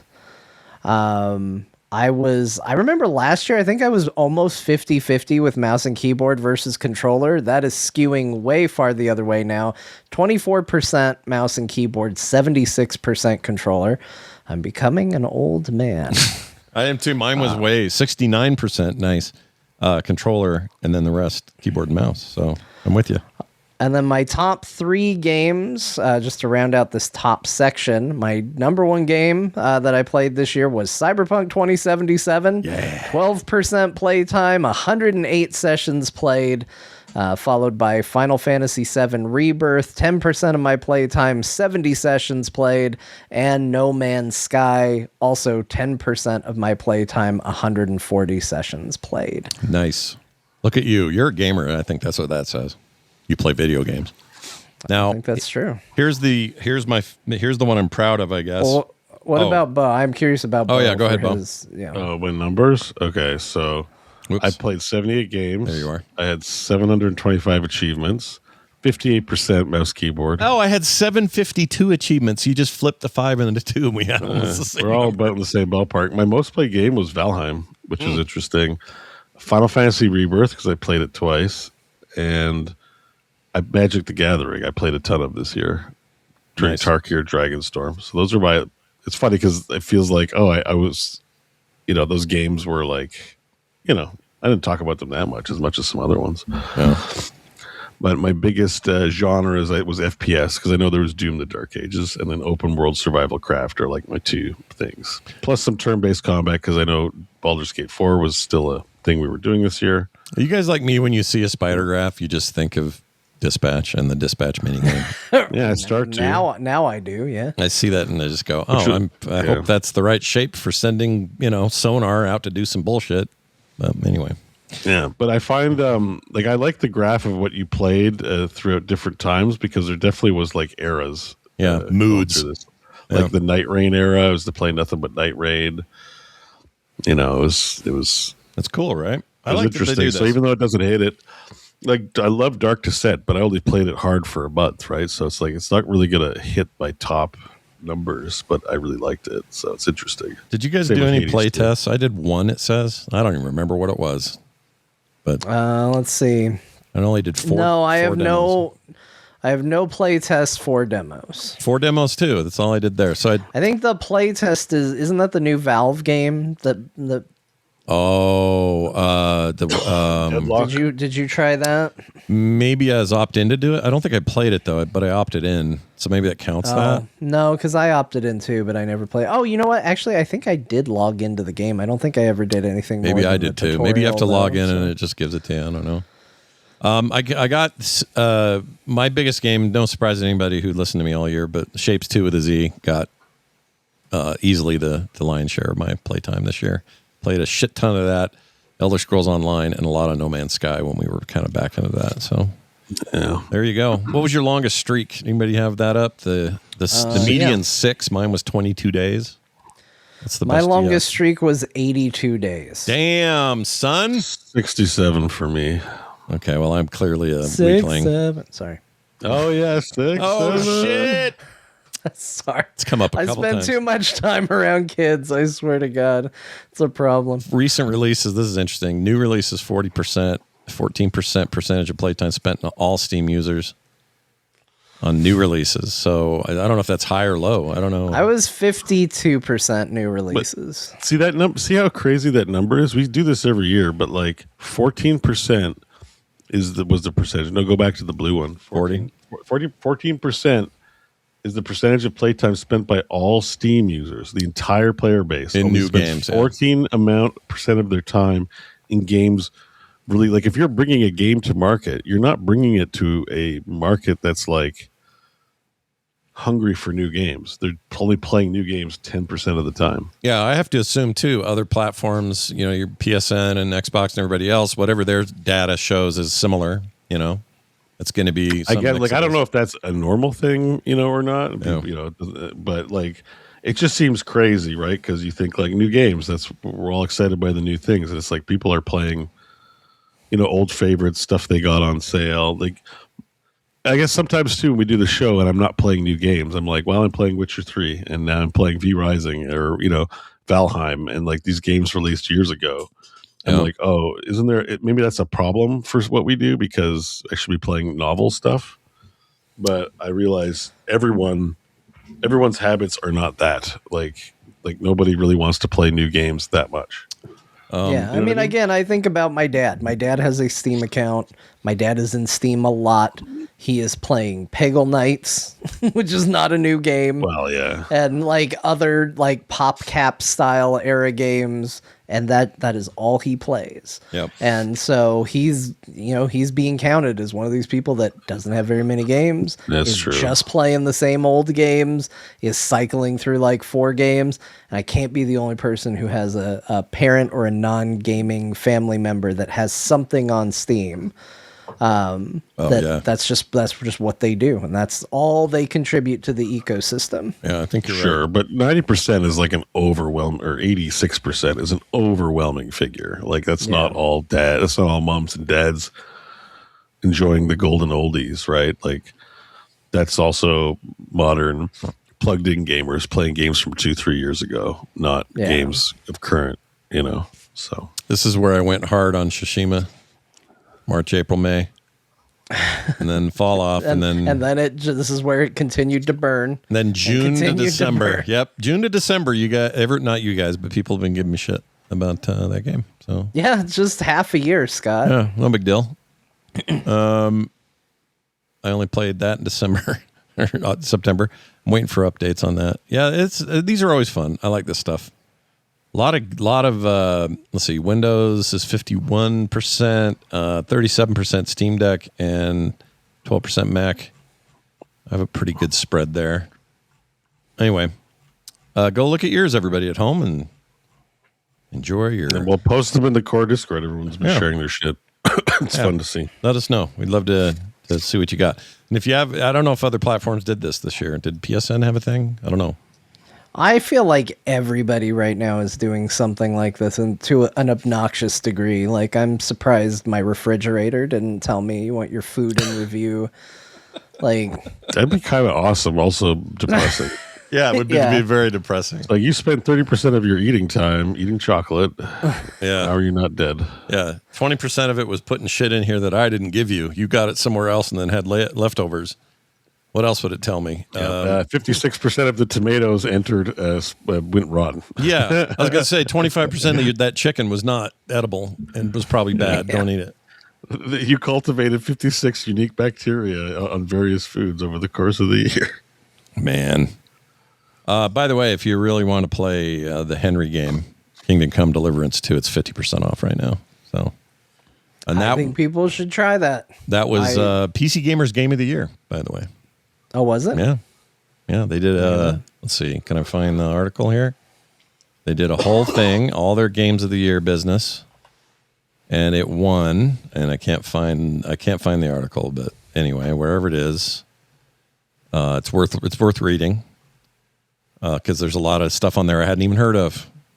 And that's why I picked up the Skies game that I just mentioned, whose name I cannot remember. What is it again? Open Skies. Nope. Something Skies. Something to do with Skies. I'm going to tell you because it's Old Skies. Are you sure you're not talking about IGN's best PC game of the year? No, it was definitely no, PC they Gamer. gave it to Clair Obscur. Yeah, definitely play. The story of the year went to Clair Obscur on PC Gamer. I can't find it. Game of the Year awards. Here it is. It's right there in their damn header. Okay, so I'll pull it up here. Well, if it makes you feel any better, I went there too and also couldn't. It was really tricky. So best adventure game, they gave it to this Old Skies game. And I was like, what the hell is this? And I've played previous games from this team, and they do make really good versions of those like kind of old point and clickers. So I bought that. We're going to check that out. Skin Deep, I remember this. I talked about it on the show. It was their best immersive sim. Best horror was something I never heard of. Labyrinth of the Demon King. That's what I call my colon most weeks. Let's move on down to this one. Best cozy game went to the Promise Mascot Agency. Don't know what that is. That was gifted to me this year. I think I would really like it. It's one of many I didn't get to, unfortunately. I really want to try that. They gave Deep Rock Galactic Survivor Best Roguelike. I don't know how you give anything but Hades to that, but fine. That doesn't seem right to me. And even if you're just doing Vampire Survivor, I think Megabunk was better. Sorry. Yeah, they're both really so these good. Guys these guys just went full hipster here. Like, well, yeah, they have best comedy, Baby Steps, which always looks like Beau to me. That always looked like you to me for some reason. Fantastic. Battlefield 6 won their best FPS, and Dispatch won best characters. So at least we got a Dispatch award happening. Best characters? Well, it's true. Oof, that's a weird. I don't think I would give Dispatch best characters. Oh, I would for sure. Well, I haven't gotten far enough in Expedition to give it there, but have they ever had a best characters? It feels like they invented it just to give Dispatch an award. Like, best action went to Silk Song. How do you like that? I don't know. I have it in my awards for the Oscars as my favorite new characters of the year. All right, I got to give them some respect though. Their best co-op game was Abiotic Factor, and I agree. Is that on sale? I may grab that finally. Abiotic Factor is awesome. Yeah, that's the game that really intrigues me. Arc Raiders won best multiplayer, and best story went to Clair Obscur, and then best design Blueprints. And then finally, Game of the Year 2025, Kingdom Come Deliverance 2. Where's Henry? What's he up to? Eating apples with these guys. Just doing some blacksmith work. I love how they describe it. It says KCD2 is just so unlikely. It's a weirdo game for weirdos. I love it. It's kind of true. I need to get back to it. I genuinely think, I don't know if anything could have topped my personal pick for Game of the Year for me, but I think it could have had a real run if I just liked playing the game more. Yeah. And I know I've had people say it's a learning curve, you'll get used to it. Every time I wanted to play it, and I just didn't like any of the times I was touching the controls playing it. That's the one hurdle I couldn't get over with the game. And if I could have gotten over that hurdle, I really think I would have loved that game. Well, I feel the same. That is what held me back as well. But I may get back around to it. We'll see. I want to. And it was one of my favorite games to talk about easy. Every time we talked about that game, I loved it. Yeah, it was fun to talk about. Henry's a ridiculously great, stupid, guy. He looks like he looks like he shouldn't even be in this game. He looks like somebody else was photoshopped into this game. I can't even really explain why I like him so much, but love Henry. Well, there you go. That's it for that. Fallout Season 2 started. I watched it. I've watched the one episode that is out. This will be a week to week for me. And Scott, this is where I'm curious as a New Vegas expert and fan. Yeah. How are you feeling about the new season? Because it's very New Vegas. It's very New Vegas so far. Tonally, I like where it's heading, but I don't know much about it because they haven't really gotten there yet. I really wish they had done more than just one episode. Yeah, it's hinty. I wish they'd dropped 2. That would have been nice, like all these shows usually do. But it's very hinty about where they're headed, and I'm super intrigued about a certain character that is now running New Vegas, and how close that will be to the story of New Vegas, or if they are doing their own thing here. I don't know. But they played Big Iron while he was doing a shootout. Walton Goggins was doing a shootout. We're not going to talk spoilers here unless we want to turn on the Baron, but they used that Big Iron song from New Vegas, also just a great old ancient song about cowboys. You guys know the song, right? Big Iron on his hip, that thing. Yeah. Great, perfect for that scene. That was all good. The sense from it is like, with all the hype around how excited we are for Season 2, it's not like the most explosive new season episode, first episode. It's kind of just like, all right, we're catching up with everybody. We're sort of getting stuff going. And if you stick around for the coming up on the season bit, you realize this one's going to go freaking places. It's going to get nuts. And the reviews for those who have seen the entirety of it are really good. So I'm jazzed about all of it.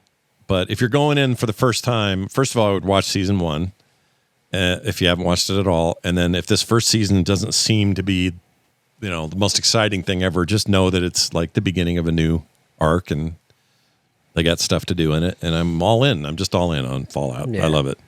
What'd you think, John? I feel similarly. Yeah. Like I watched it and I was like, yep, I still like this show, but I definitely I wanted more. I got done and I was like, you didn't give us 2 or 3. Yeah, this is it. We're really going full week to week. Sometimes it benefits. I mean, we had that talk about Dispatch. I loved that I played that week to week, but I watched this first episode and I was like, there's nothing I need to talk about this episode with anybody. No, keep going. Just keep it coming. I'm ready for more. Yeah. Like the most interesting thing I can talk about is, Scott, what do you think of flea soup? Oh yeah, dude. What grossed Scott out the most? There were moments of I like that in that show when it leans into just how gnarly the world is and how the ghouls work. They're kind of opposite of us. How they survive. Like they do things to themselves that help them survive that would kill us. It's very Divinity too. Yeah. Because like when you play as an undead and you have to like drink poison to heal yourself and stuff like that. Yeah. Or you standing in I don't know. Death fog. Yeah. It's actually good for you. It feels good. It's like going to getting a steam room kind of for those guys. Yeah. I like that stuff a lot. I think that it textures things out, and I'm a huge, how I am about deserts. I love that stuff, and I really like one aspect of it. We haven't been able to get to Vegas yet, but the stones in the desert layouts of the place, it's kind of like the not fauna, but like the surroundings that they're in, remind me of that game, like. Yeah. Big rubbly looking stones look like they're pulled right out of that Bethesda, I guess it was the other guys, but anyway, pulled right out of New Vegas, and it just makes me feel like I'm there again. I love that game so much. They are doing, and this was the same thing in the first season, they are paying very good lip service to the video game. Like, the amount of times they show computer terminals, and it looks like every computer terminal you use in those games, and like the things they're typing on them, the way the font is, like everything. They even had a car explosion and it looked like a mini nuke, which is something that is true in the games. And it's always been like one of these weird details. It's like if a car blows up in the Fallout games, it looks like a little tiny nuke went off, which I think is supposed to be based on what's powering it. But they just did it in the show. They didn't explain why. It was just like, No, it blows up like it blows up in the video game. There's a couple of shots that are very. There's even some stuff that resembles a very early shot from Fallout 4, that I won't describe. I want people to see it for themselves, or even telling me I'm wrong, but I think I'm right. There are a couple of things like that, but it's also, so you're right. The fan service stuff, visually, the items, the signs, the robots, all this stuff is so good and right from the game, but they're not skimping on building these characters continually and making the depth there you need. It can't just be fan service, right? There has to be depth to these people. And I think this show's really good at that too. And it's also funny when it needs to be, and the stupid little robot with his little needle with the brain and everything. Yeah, I can't. For whatever reason, I just find incredibly inept robots trying to get things done. Where he's like, "Come here, let me stick you with this." Yeah, it's like, no, what are you trying to do? I don't know why. I always find that amusing. Yeah, it's full of these things that are going to make the gamers happy, but there's enough depth there to make, I think, anybody who likes TV happy. My wife loves this. She has no connection to the games, so it seems like they're on the right track. I don't like waiting week to week, but we have to, so there it is. What else? Oh, there's some older news here, but we're going to talk about it real quick. Netflix buying Warner Brothers. That still hasn't gone through entirely. I don't even know if the hostile alternative bid from Paramount is even being, I don't know if that's still a thing or not. It was for a hot minute about a week ago, but the question is, are there video game implications? And there are, because they get that in this deal if the deal goes through. Netflix will get the entirety of the WB Studios lineup, whether it be, what's the one? They kind of shut down half of it. But, Avalanche Games in Europe, they own that. They own all the Lego game stuff. I forgot the other. They've got Mortal Kombat. That's right. That's what I meant to say. Arkham, Hogwarts Legacy. All those. It's funny that and of course, the patent on the Nemesis system. That's right. Don't forget their true money-making potential. A new Netflix series coming called Nemesis system. Yeah. I did a video on this when it dropped first over on core.show, so you could go still watch that if you guys want. But basically, the upshot of it is, how do we think Netflix would do with buying these assets and these IPs? Because they're about to inherit the entirety. If this goes through, they will have the entire games business from top to bottom that Warner Brothers currently has. And even a bunch of IPs they've let slip, like, maybe the sequel to Mad Max could actually happen because that first game ruled and they just didn't make enough money. And maybe Netflix would be a better steward of these things because Warner Brothers is all... I got bad news for shit! you, Scott.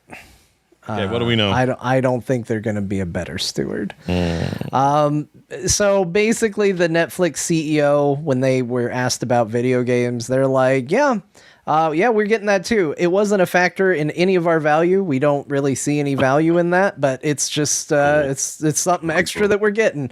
So the person who's in charge doesn't really care. They understand that it is potential value to some degree, but it was not a factor in them acquiring. It's not why they were interested. It's not what they were looking for. This is like your Happy Meal toy. Not even that, because kids want the Happy Meal toy. This is like an afterthought that came with it, right? This is the puzzle book that came with something. They've got it. They'll probably, not to say they're going to get it and shut it down probably, but it's not something they care about. So don't expect a big, like, we're going to refocus on gaming now, because they don't even care to begin with. And I think where I get pessimistic about it, and I'm going to be realistic, is think about how we feel now about Microsoft buying Activision Blizzard King. That was a purchase with gaming in mind. That was a purchase with, we want to build this, we want to do good things with it.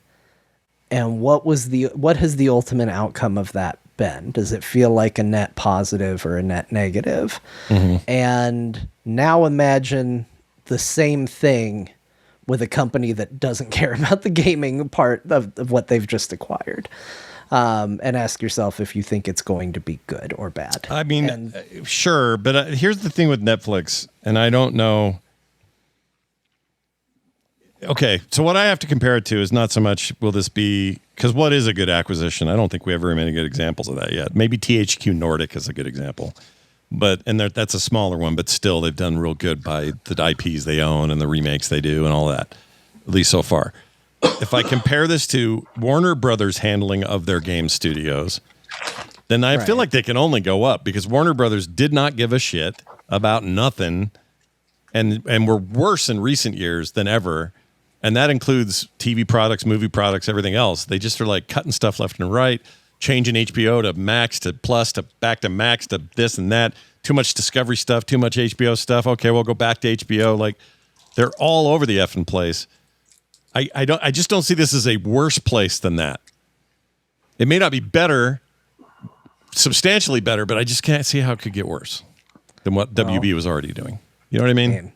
That's the reason I compared it to the Microsoft ABK merger, right? Because that's kind of what we said. Yeah. And look, as gamers sitting at home, I don't necessarily know that we have suffered under that in a big way. For the people working there, for sure, there have been lots of layoffs, right? But by and large, there hasn't been a ton that has impacted us at home as consumers. Some studio closures for sure stand out, but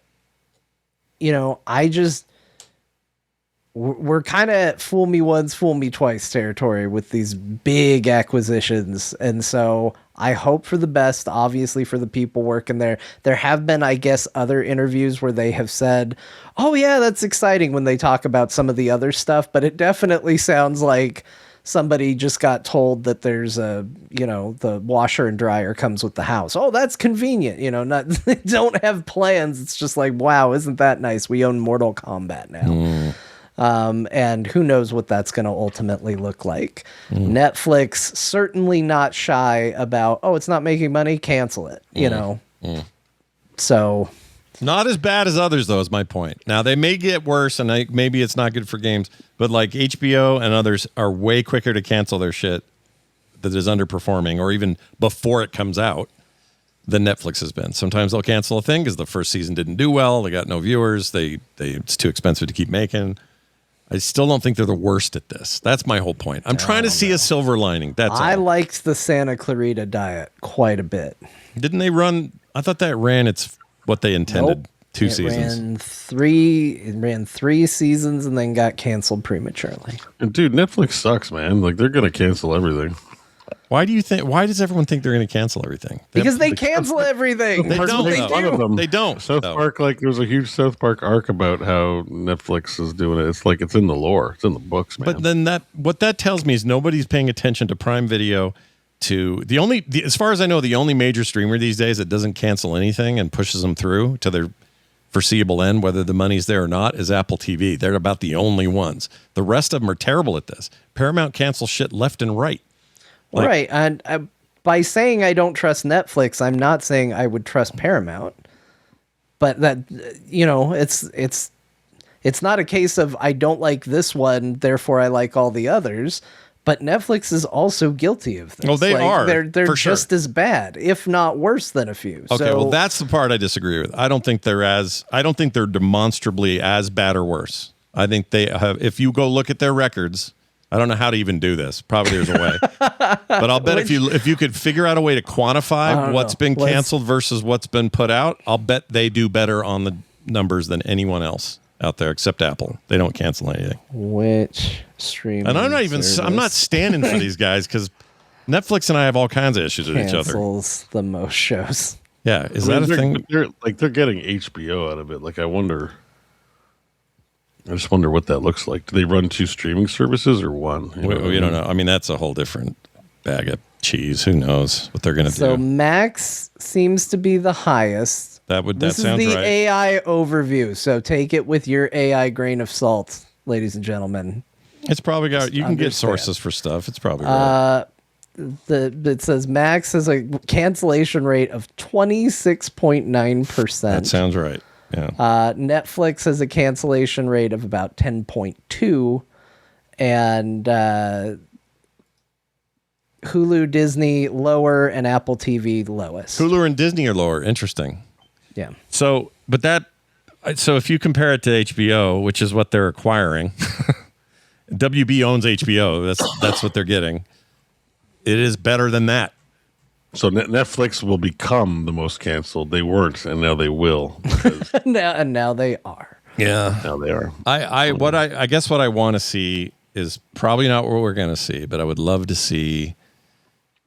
They're flush with money over there. I'd love to see them. Oh, you know what? This one says that Netflix is actually 5th behind Hulu and Disney and somebody else. So, yeah, I found an article on. Let's see.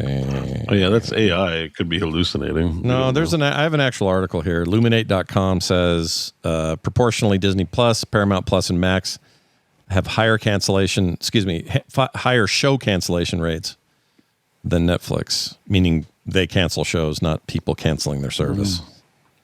The most safe streamer, Apple TV and Prime, have the least. Apple TV in the lead, Prime in second, with holding on to their shows longer. So, what are you eating? Oh, what the my hell was goodness. that? Oh, sorry. Wow. That sounded like a tooth came out. Gross. I know, he just popped a tooth out and started gargling it. Oh, man. I'm sorry, I forgot we were doing the show. I popped a cough drop just to help with my swallow. Well, no, you should. Yeah, you're good. annoying. It just sounded I'm not like eating, but sounded like you would need to go to a dentist after that. They all came out during the streaming conversation. Yeah, I cracked it in my mouth. Sorry, guys. It's not. My teeth are fine. All of this is just to say, there are worse companies that could have bought this. I guess that's a low bar. I mean, look, sometimes you got to hold on to what little hope you have. Yeah. And you know what, Scott? Good on you for trying to be positive on it. Well, yeah. I mean, I would like them to be good stewards of it. I'd like that, but I don't know if I'm going to get it. You know what? Honestly, if I'm going to be honest, I'm selfish. I want a Mad Max 2 game. I don't think it's going to happen. I really wish it would. I love that first game so freaking much. But And now this is your one. this is hope. my chance. You're like, maybe big Netflix will come in and say Mad Max 2 is all we need. I'll tell you Aren't what they else. doing mobile though? Like, wouldn't it be Mad Max Mobile? I thought. No, they're doing was Netflix the is mobile arm. well, yeah, but they're buying all of this. WB's entire thing. But they don't care about it. That they said, oh, there's games here. Okay. I don't think they said that. They didn't get out in front of everybody and go, "Oh, there's games here. We don't care." I don't think that happened. Isn't that what you guys said? The quote was minor compared to the grand scheme of things. Yeah, and Which is true. That's it. That's true, though. Like, compared to the billions tied up in IP and otherwise with HBO alone, not to mention all of Warner Brothers film archive, all that stuff. I mean, the games are peanuts for them. I just hope they like peanuts. That's all. You know, if it is peanuts, I hope they're not allergic to peanuts. I hope they like peanuts in their food. Thai food on ice cream is very good. Peanuts can be. And make Mad Max 2. All right. That's it. Take some of that. All they got to do, you got a customer for life, Netflix, if you just make Mad Max 2. Take some of that Stranger Things money, just roll it into the Mad Max 2 development, and everything's good. All right. I mean, I'm with you on that. Let's get some more Mad Max. That's cool. I love that game. Yeah, and I'm just being like hyperbolic about, when they're like, oh yeah, there's games here, it's just like, I don't know. We'll see. We're a skeptical bunch in the gaming world. We are skeptics for reasons. We have been screwed. We've been down this road before. Yeah. It's not coming from nowhere. It's a natural feeling to have. But generally the feeling, it's not just that we're skeptics, it's just the general feeling across the board with AAA is down. I hear anything any big company's doing, and I'm like, me. Like big player. I'm like, negative excitement. It's a debuff on excitement. Yeah, but I think that's the definition of skeptic. Like, you don't believe anything great will come of this, and I agree with you.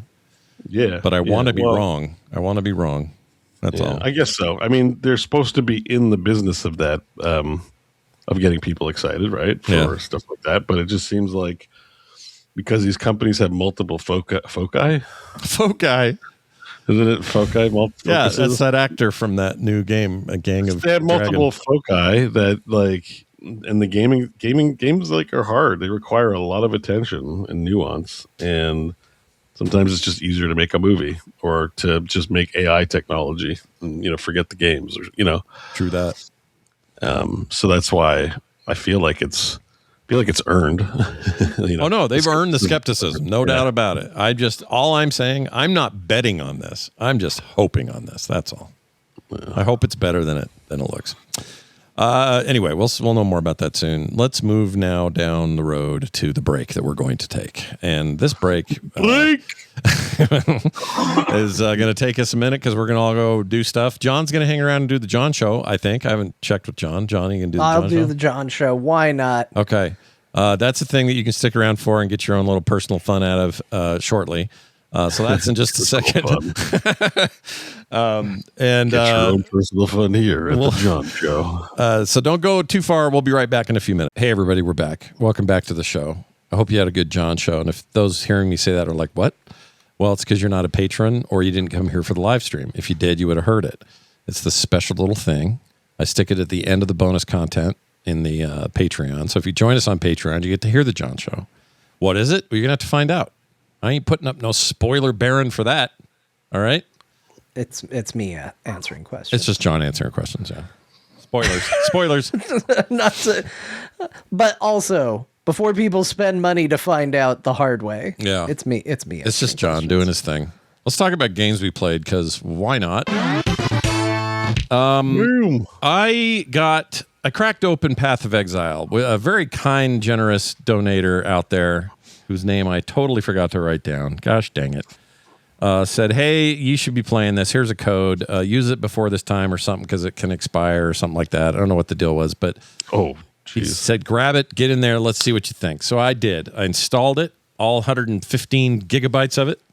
It's awful big for a new game with no expansions yet. It's kind of scary. But anyway, I got in there, and you know what? I like it. I got to the first boss, beat him. Went on to the town that's after that, and then I got busy and haven't been able to go back. But you know what? I kind of get why Path drives people. There's a vibe in Path that's hard to even duplicate in something like the best times in Diablo.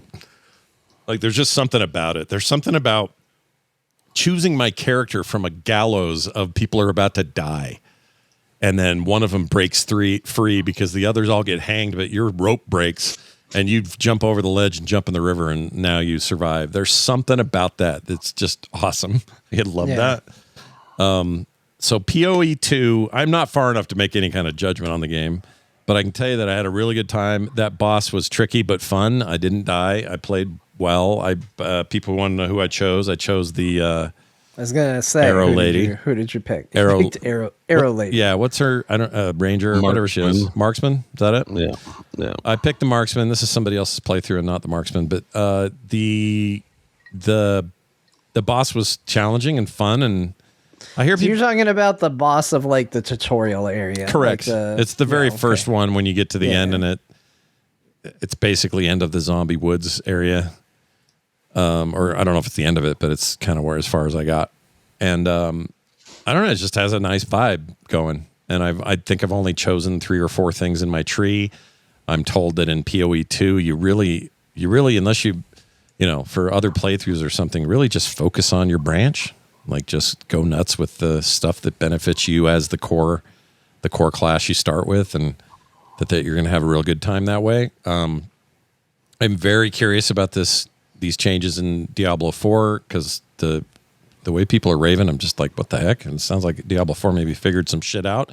So now I'm in this weird place where I'm like, well, I want to play both of these games kind of right now. Yeah. I mean, it was kind of easy for me because I liked PoE 2 so much that I was like, okay, and I'm going to wait till the game comes out. Yeah. I had a really, really good time with it. I thought it was a fantastic experience, but I want to play. I saw Sir Whiskey Jack in the chat. They don't even have swords. Somewhat censored the comment, but yeah, I mean, I tend to be a swordsman myself. And so there is a lot of stuff that's not in the game yet. And so I know I like it. I don't want to get sick of it early, especially because I'm not a hardcore ARPG player. Like there's a very good chance that, I might play through the campaign once or twice. Might not be the case, but I go in assuming that's the case, so I want to see it from as complete a perspective as I can. So I'm holding off in that regard, but not for anything quality-wise. I think the game looks and plays incredible already. Yeah, and I'll give it a couple extra points for... I'm a little surprised this early how good it is, but the controller support in this thing, really freaking good. And really plays well with the WASD preference that some people have that the game supports. That's how I played it, I think. Yeah, that's how I played it. Yeah, some people really like that, and the controller is essentially that by default. But the controller support is awesome. I was surprised how good. It was really good. As good as like Blizzard's very good at that too. Diablo 4 has great controller support for the kind of scheme it is. This game is up to that task. It's really well done. That impressed me. It runs like absolute shit on Steam Deck, but it's early and they can optimize down the road. So that's not a positive thing, but whatever. Again, very early access. I prefer PoE 2's version of Flasks over PoE 1's. I like their version of how to apply powers and abilities better than the first game. There's things already happening in this early area that I go, that's way better than they did it before. Like PoE 1 always just kind of bugged me with some of their systems. And I don't know, I can't even put my finger on it. I hated how nothing fit in my bags. Felt like I was playing Tetris every time I did anything in there. This is less of a pain in that regard, and how you assign abilities and how you get them with the, I don't even know what they're called, not runes, but it's just different than like, I got to find I found these random gems. I guess I'll go socket shit for 10 minutes, and it's just less fiddly. And I like that as far as I've been. Maybe it gets fiddly later, but seems really neat so far. And I'll play more, but I'm early, so I don't have a ton to say about Path of Exile 2, except thanks to that guy for getting me a copy of it. It was very nice. Eager for more of that. Another game came out in 1.0 town that I have been playing in early access on and off as they've been working on it. As many of you know, I was a huge Genesis fan growing up in my 20s. And one of my favorite games ever was a game EA put out. It was based on the Madden engine, and it was called Mutant League Football. And it was basically these, it was this psycho, hyper futuristic, hyper violent version of football with like ghouls and orcs and creatures and skeletons and all this sort of stuff. And there were places on the field where they could fall into holes or be eaten by a giant snake that would rise out or whatever. I love that. The hockey game also really cool. I was a huge fan of those games. And a team comes along and made Mutant Football League, not to be confused with Mutant League Football, but Mutant Football League. It's different. Clearly inspired by that game. These are essentially modern. This is a modern version of what those games are attempting to do. Fake team names that are super silly, like the Los Scandalous Damned instead of the Los Angeles Rams. Oh, that's cute. Instead of Buffalo Bills, it's Snuffalo Thrills. I mean, it's cornball as hell, right? Yeah, bit of a stretch, but they got there. Yeah, they get there. And this is showing a lot of team stuff. I'll show the actual play here. You have a bunch of systems in it that are different. Like there's regular football to be playing, but with plays and everything. But there's also these dirty tricks. You can pay off refs. You can kill refs. You can kill them. Oh yeah, that one just happened. In fact, you can kill each other, or you can kill other players. So murders happen constantly, and it's constantly going like, your quarterback died, shoot, and they'll play this music when it happens. Some of the fields are metal like this one. Most of them are just different. Some of them are just like deserts. Some of them have sinkholes. You got to avoid those. Some have like giant snakes, like worms that come out and just swallow you whole and kill you. So it's ridiculous. It's over the top arcade football, which is my favorite way to play a sports game. I like them goofy like this. Yeah. And it's really fun. It's a fun game of football and happens to be ridiculous. And you can fight after, even kill a guy after the play. Killing people. Yeah, absolutely. Kill a guy. It's super fun. Like, we're not aiming for, this isn't Madden where they're trying to be, hyper realistic or simulation-y. It's more like, hey, remember when sports games were just kind of goofy and fun? And that's kind of what this is. My favorite thing probably in this series, not my favorite thing, but one of the things I like is they have an announcer.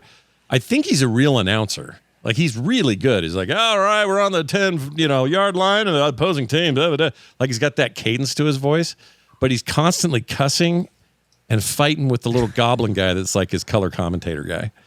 And it's great stuff. It's like, shut up, you little effing bag of shit. I'm trying to pay attention. Things like that. Game's not afraid to swear. Get a little gnarly. And it's super fun. Plays great on Steam Deck. It's certified there. And I like it. You can make your own teams. There's a franchise mode. There's all the stuff you want from a football game. If you like sports games at all, but you would prefer to be a little more arcade-minded, this thing is awesome. It's really good. So that is Mutant League. And I played the first one quite a bit. This one is definitely better than that and definitely does more of what I liked about the first game. It is called Mutant Football League 2, and it is out now. Very nice. Yeah, super fun. And then I played more PowerWash Simulator 2. Nothing to add there except I'm addicted. It's this year's Chore Core Game of the Year. And they just announced today they're doing DLC for you to clean stuff in Adventure Time. So you'll clean like the little... that's big. Yeah. The little the Game Boy looking character. I forgot his name. If you're really into that scene. And they always do great DLC. Like a couple years ago, what was it? Final Fantasy stuff. Yeah, they did Final Fantasy. Didn't they do Warhammer as well? They did some Warhammer, yeah. That's right. Yeah. I love that when they do that. So I'm looking forward to all that. But in the meantime, the base game just is great. I'm currently doing a rock climbing wall park that is a pain in my ass, but I'm still enjoying the hell out of it. So anyway, PowerWash Sim 2, still great. And then I played a bunch of retro games, just stuff that was some itches that needed scratching, old business. The old business. The old business. Time to break out the old business. Yep, that's what I got up to this week. Nothing too crazy. John, what'd you play? I played, first up, 2 demos this week. Hello. Which, is a fun thing to do every now and then. The first one I want to talk about is Pragmata. This is a game that has been popping up on all the shows and stuff we watch. And I feel like it's one that there's been a lot of that looks like a game. It's a game that certainly exists. The one with it's one of the kid game where you have a kid shield. Yeah, there's like a kid shield. The robot's shield. Yeah, there's a little robot girl in it. It's by Capcom, and it's one of those games where it was like, we kind of looked at it and we're like, I don't know how I feel about this. And I thought, well, no better way to find out how I actually feel about this than just playing it.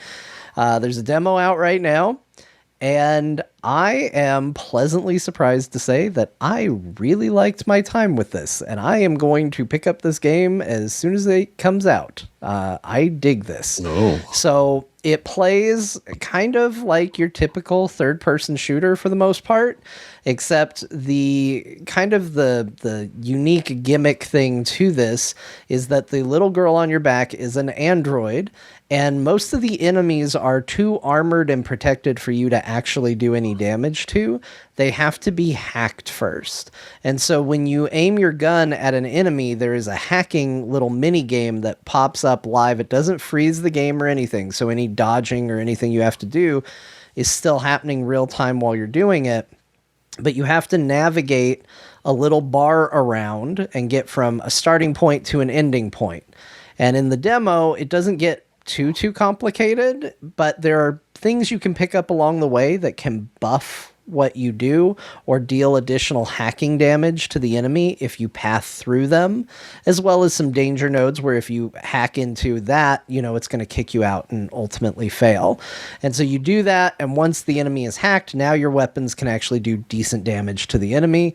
And so you have to kind of do this push-pull of, I need to dodge attacks, I need to play this hacky mini game, and I have to shoot and do combat all at the same time. And it plays very tightly and very well on top of all of it, and it makes for a really cool gameplay loop of when do you hack, when do you not, when do you focus on dodging, what weapons to use. So you have an infinite ammo pistol, but you also pick up things like you'll pick up a shotgun, and that's really good, like a shotgun is. up close doing big bursts of damage, but isn't going to work well for range. And it's kind of navigating all of these systems together of the tools they give you. There was one that would be like a trap that you could throw on the ground, and any enemies that passed within it would lock up and freeze for a minute. So if there's an enemy type that charges you or something like that, you can kind of bait them into a trap, hack them while they're charging at you, freeze them right up close, and then switch to your shotgun and shoot them for big damage. It kind of makes this little puzzly interaction within a third-person shooter that's just really fun. Keep asking for something new, don't we? It feels like this is that. It feels like this is weird and new and different and, not treading the same water all the time. Everything about it plays really well. The controls very tight, and it plays like a video game. I know I kind of said, we looked at it and we're like, oh, that looks like a video game. It plays like a video game. And you know what? Video games are fun.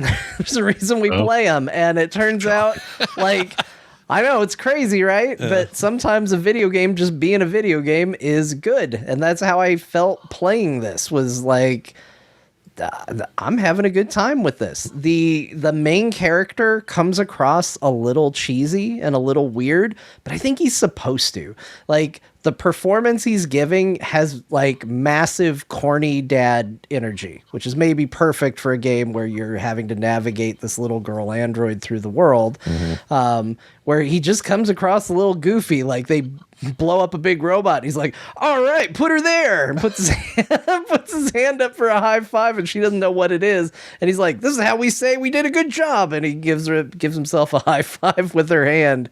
And it's a little cheeseball, but again, I think it fits the setting and the story they're telling.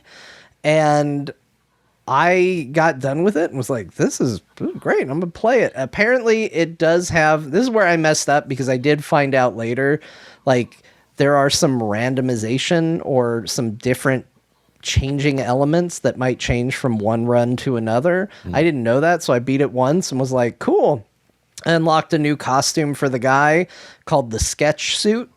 And I was like, what's that? It turns out it's his regular suit, but the little girl has clearly drawn all over it, which I thought was a very nice, a very cute little touch. She's drawn a face on his helmet and stuff like that. I like that.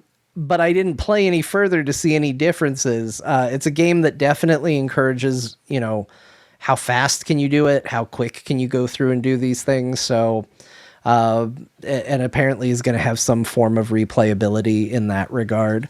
So I really, again, was very pleasantly surprised. This game was kind of an easy pass from the outside looking in. And then after playing it, I was like, no, I want to play this game. I want to play more of it. This game seems very cool. I was reading a thing here. It says that that's the RE engine. Once again, that thing is getting used, baby, over there. Yeah. Yeah. And you can tell, too. There's something about the girl's face where I expect, I don't know, some Resident Evil shit to happen. Terrible things to happen.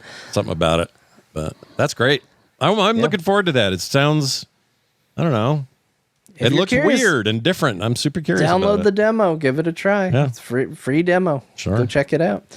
I also played the demo for Super Meat Boy 3D. Very curious about this. Oh, that's exciting. What did we think of this?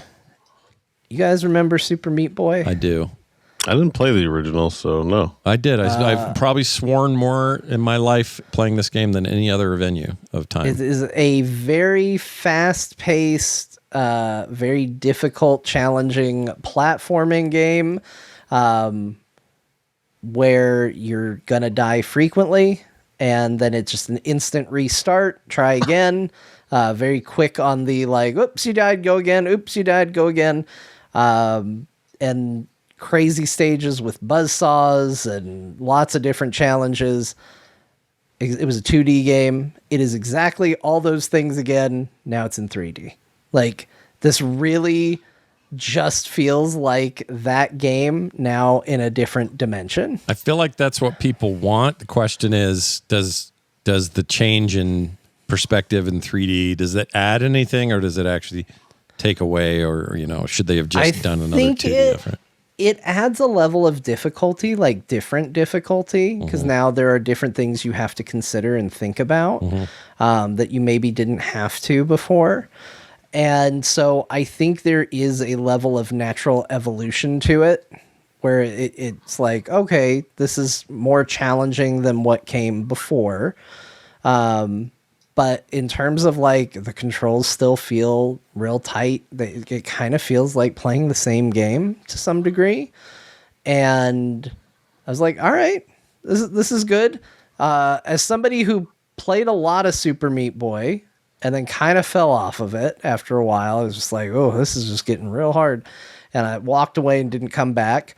I went and played this and I felt very similarly of like, oh, this is really good. Kind of hard. All right, well, I had a good time with it. I mean, I like it, but you have to be in the mood for a difficult platformer. But it which is what you had to be for the first one, so it kind of knows its audience, I guess. I mean, I think that was the big thing for me, was just like, what does this game feel like when it goes to 3D? And the answer is it feels like Super Meat Boy 2D, but now in 3D. Like, it still feels like it controls, runs, plays, all of that stuff feels the same, except in 3D. Wow. So, all right. I'm curious about it.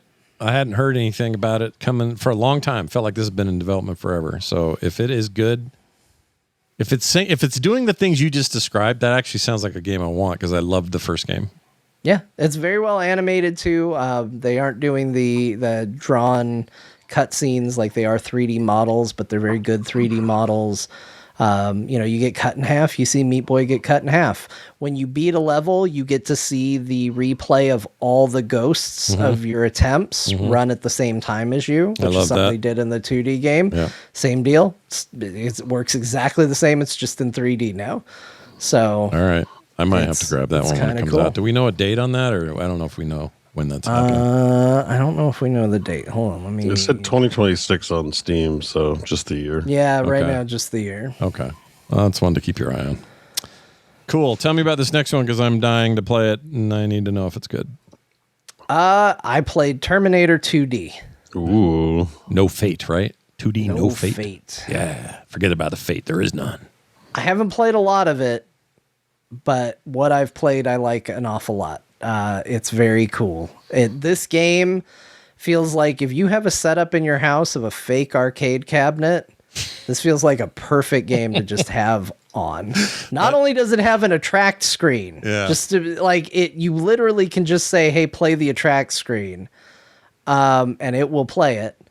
But like, it has such a good soundtrack. Honestly, people should check out this game just for the music. Is it just the variations on the T2 music? Yes, but it's so rockin'. Like, I love that theme. It does like the whole like intro. It just feels so perfect from the era, because it's just like playing some like da da da da da da da, and it's like showing like Terminators getting built, and then it's like Sarah Connor's loading a gun, and then you see the Terminator face and fire, and here's the thing, and then the thing closes and it goes Kong, and it says Terminator 2, and then full guitar,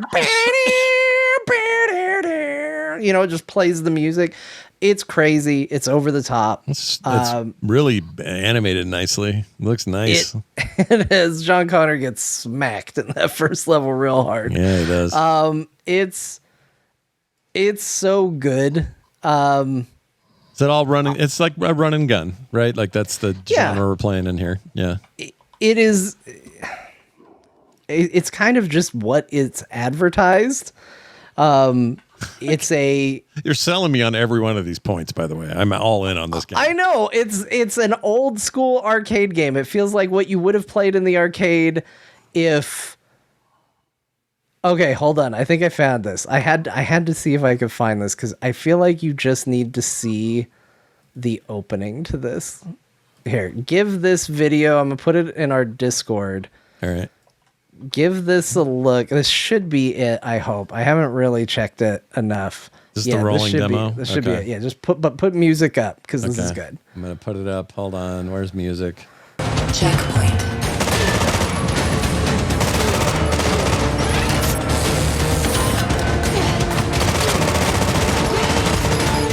Wait. Hold on. You know what I just realized? You've got double audio. Yeah, you're double autoing. I'm being dumb. Here we go.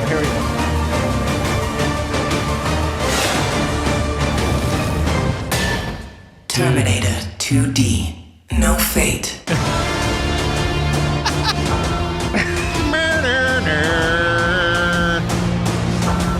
All right. You know what? It's like, why don't I already have this? Like, just listen to that. And if good. If hearing that gets you excited, you should play this game. If listening to that did nothing for you, then maybe check it out if you like side-scrolling shooters. Beau, how did that make you feel, Beau? Yeah, kind of excited. Oh. That's kind of good. We got a little boner. Just kidding. Oh, shit. We're bringing back the classics. Yeah, that goes way back. Boner. Well, that's great. I want to play Terminator 2D, 2 Fate, or No Fate. There's only 1 2 in there. All right, what else you get up to? And so I didn't play much of that game. I played even less of this next game, but it was on sale as part of the Steam sale, and I was really curious about it. I played a little of the Midnight Walk, which was a game that got a lot of attention. It is a VR game, but you can also play it flat screen. There are some things about it that definitely feel like, okay, this is designed for VR. There's a little celebration of mundane action that, VR is known for. Like when you're playing 2D, it's like, pick up a match, strike that match. It's like, yeah, who gives a shit? Like, who cares? But if you're actually doing it, like, it feels cool. But the look of this game is really impressive. It does kind of that stop motion thing. Something just scared me. Sorry. This is freaky. Look at this. In the trailer? Yeah, dude. Look at these things that... Yeah, it's got some scary bits. I kind of want to see Scott play this game because there have been some moments where I've been chased and stuff like that, and it has been intense. And I don't know why. There's something about the stop motion tactile feel of it that makes it a little more intimidating and scary than other horror games that I have played. But it's really, really cool. And I love the style of it. Claims that it's all, I don't know how they did it, but it claims it's all hand animated clay and other stuff. It wouldn't surprise me because the tactile feel of everything in this game is really genuine. Like, you're just like, I can touch all of this. This surely I reach out and touch 94%, pretty good. It's fun. I haven't played far enough to really say much. I'm walking around with a little guy named Pot Boy, I think is his name. And you just tell him to, get your weed. That's where you get your weed. Tell him tell him to go do things for you. He lights candles and you solve puzzles together and you avoid getting eaten by monsters. And I dig it. It's got a real good vibe, but if I was a person on the internet, I would want to see Scott Johnson play this game. Oh, well, then someone will have to decide whether that happens. The Midnight Walk, available now. It looks pretty cool, but man, there are a couple of moments. I mean, I was looking at it, not even in full screen, just a little tiny screen there, and a thing happened that made me jump. So we're screwed. Good job. Before I get to what I spent most of my time in, I do want to say I'm back playing a little bit of Final Fantasy XIV. They put out a new patch. In addition to their usual moving everything forward with the story and the raids and all of that. This is their big transmog, or glamour as they call it, update where you can basically just wear whatever you want. So I spent a lot of time with that. Also, it's the one that includes a song from Tom Morello, which I didn't think I was ever going to be in that world where they're like, hey, Tom Morello doing your boss theme for Final Fantasy XIV, but here we are, and that is what we have. There lyrics in that song, or is it just him on guitar, or what's the deal? I think it's just him on guitar. Somebody else, they're another musician, but I don't know them. Like, I know Tom Morello, but I don't know the musician's name. But yes, there are lyrics. I love Tom Morello. His stuff is, from Rage Against the Machine to Audio Slave to whatever, let him go. He's great. Love that guy. Here we go. Here's I'll put this. I don't know what this is going to do for copyright, but maybe just play a minute of it. But All right. There it is. It's called Everything Burns. A minute would probably kill us, but I'll see what I can do. Yeah, not an actual Never had a minute. choice, never let the ops win. Calm them nerves, got the whole world watching. Ready, set, go, and there ain't no stopping. Only one option, light it up.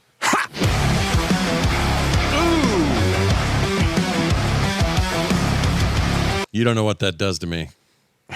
I love that sound. That's amazing. Okay. And I'm going to go get that song later. That's great. I guess Soken reached out and was like, I'm a huge fan of yours, and they ended up doing a collaboration, and so yeah, that's the track in the new patch. Tonda goes in the chat that says, "You sure that's not Creed?" Nice. Yeah, nice. I'm pretty sure. Yeah. Fairly certain. Sounds like Nickelback to me. Could be. Who knows with music? Music's so tricky to navigate. Yeah. But most of my time has been spent. We saw at the Game Awards that Clair Obscur Expedition 33 got a new content update, new stuff added to it, and I was going to get in and check it out until Oh, shit. I learned that when you do a new game plus in Expedition 33, it erases your save.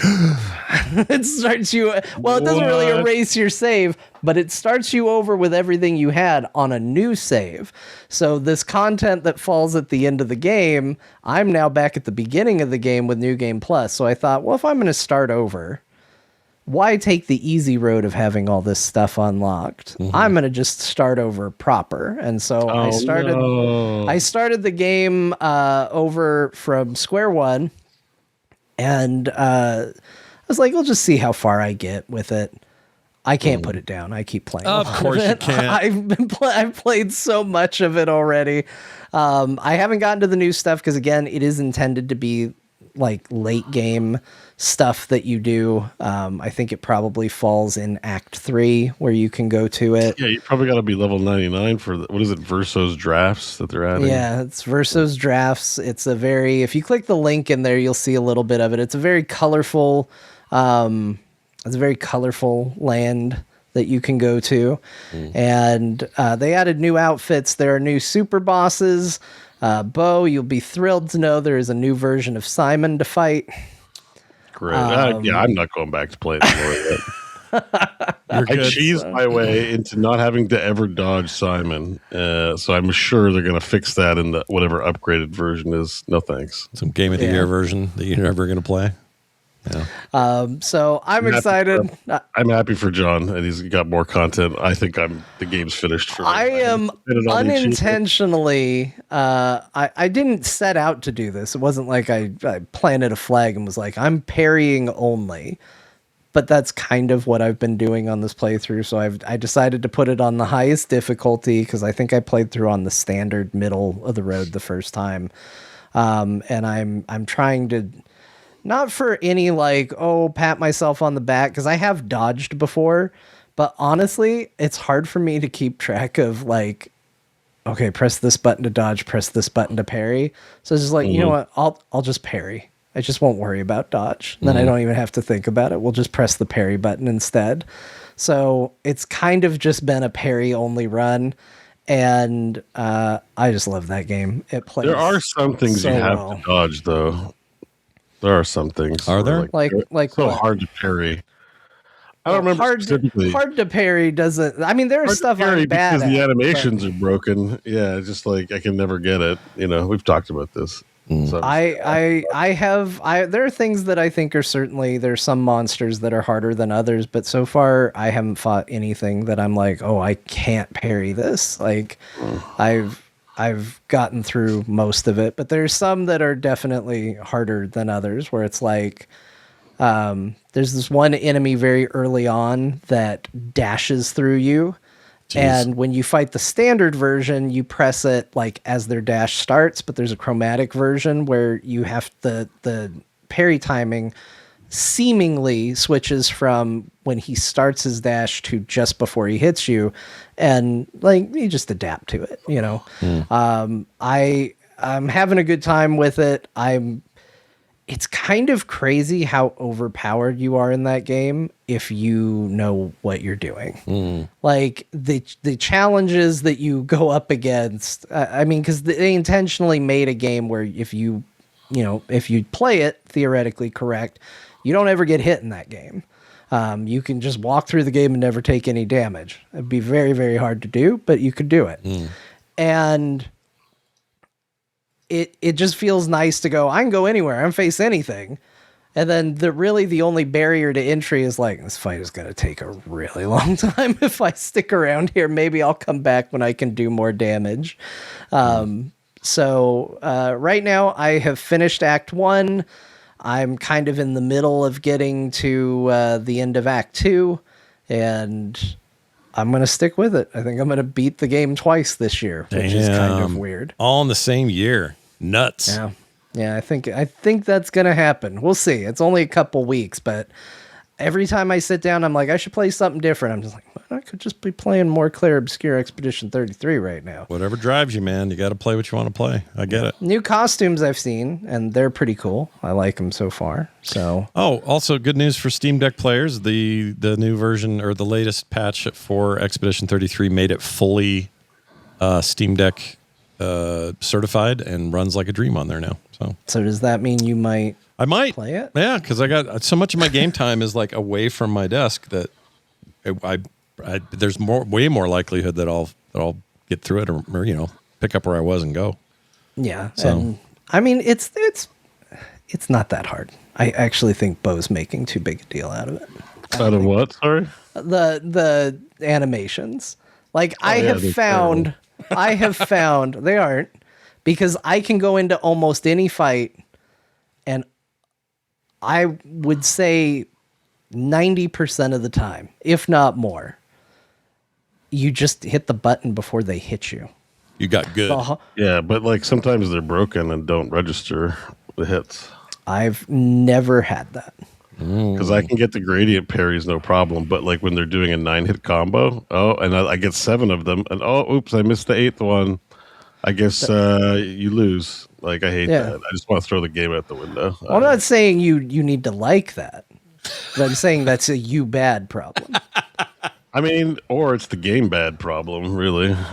That's how I feel about it. I think maybe stop being a bitch and get good. I think I'm gonna keep being a bitch because this game's bad, and I'm gonna bitch about it. All right, we've marked our spots, and we're not moving on our spots.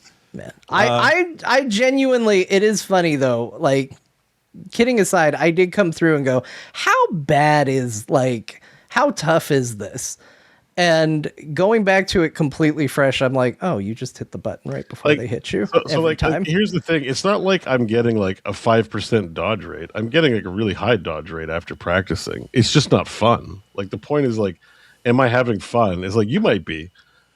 And a lot of people might be. I just think it's a bad game. It's not fun. Like, in terms of, not a bad game, the combat system is bad, is how I feel. I played Final Fantasy this year. I think Final Fantasy is way better than Expedition 33. In the combat? Well, it's real time. I also played Final Fantasy this year. Because it's fun. Like, that's the difference. It's just like, you can esoterically be like, yes, but you need to be skilled. And it's, I realize parrying players that are really good at it really like their parry games. And I'm all for that. Yeah, we're just better people, really. Yeah, you're better people. Human beings. Those of us down in the dregs here, we don't like that. The pores. That shit. Yeah, to quote Preach, I'll just steal it from him. The pores. By the way, the mug we're gonna do for the 1500th episode will say, "Stop being a bitch and parry that shit."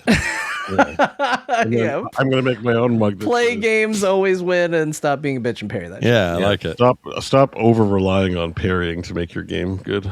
I actually am not a fan of parrying either, but I don't know enough about how bad, good or bad it is in this game. You're just not as into the game as both of us. Like I have done a good thing. I 100%ed the game. You did.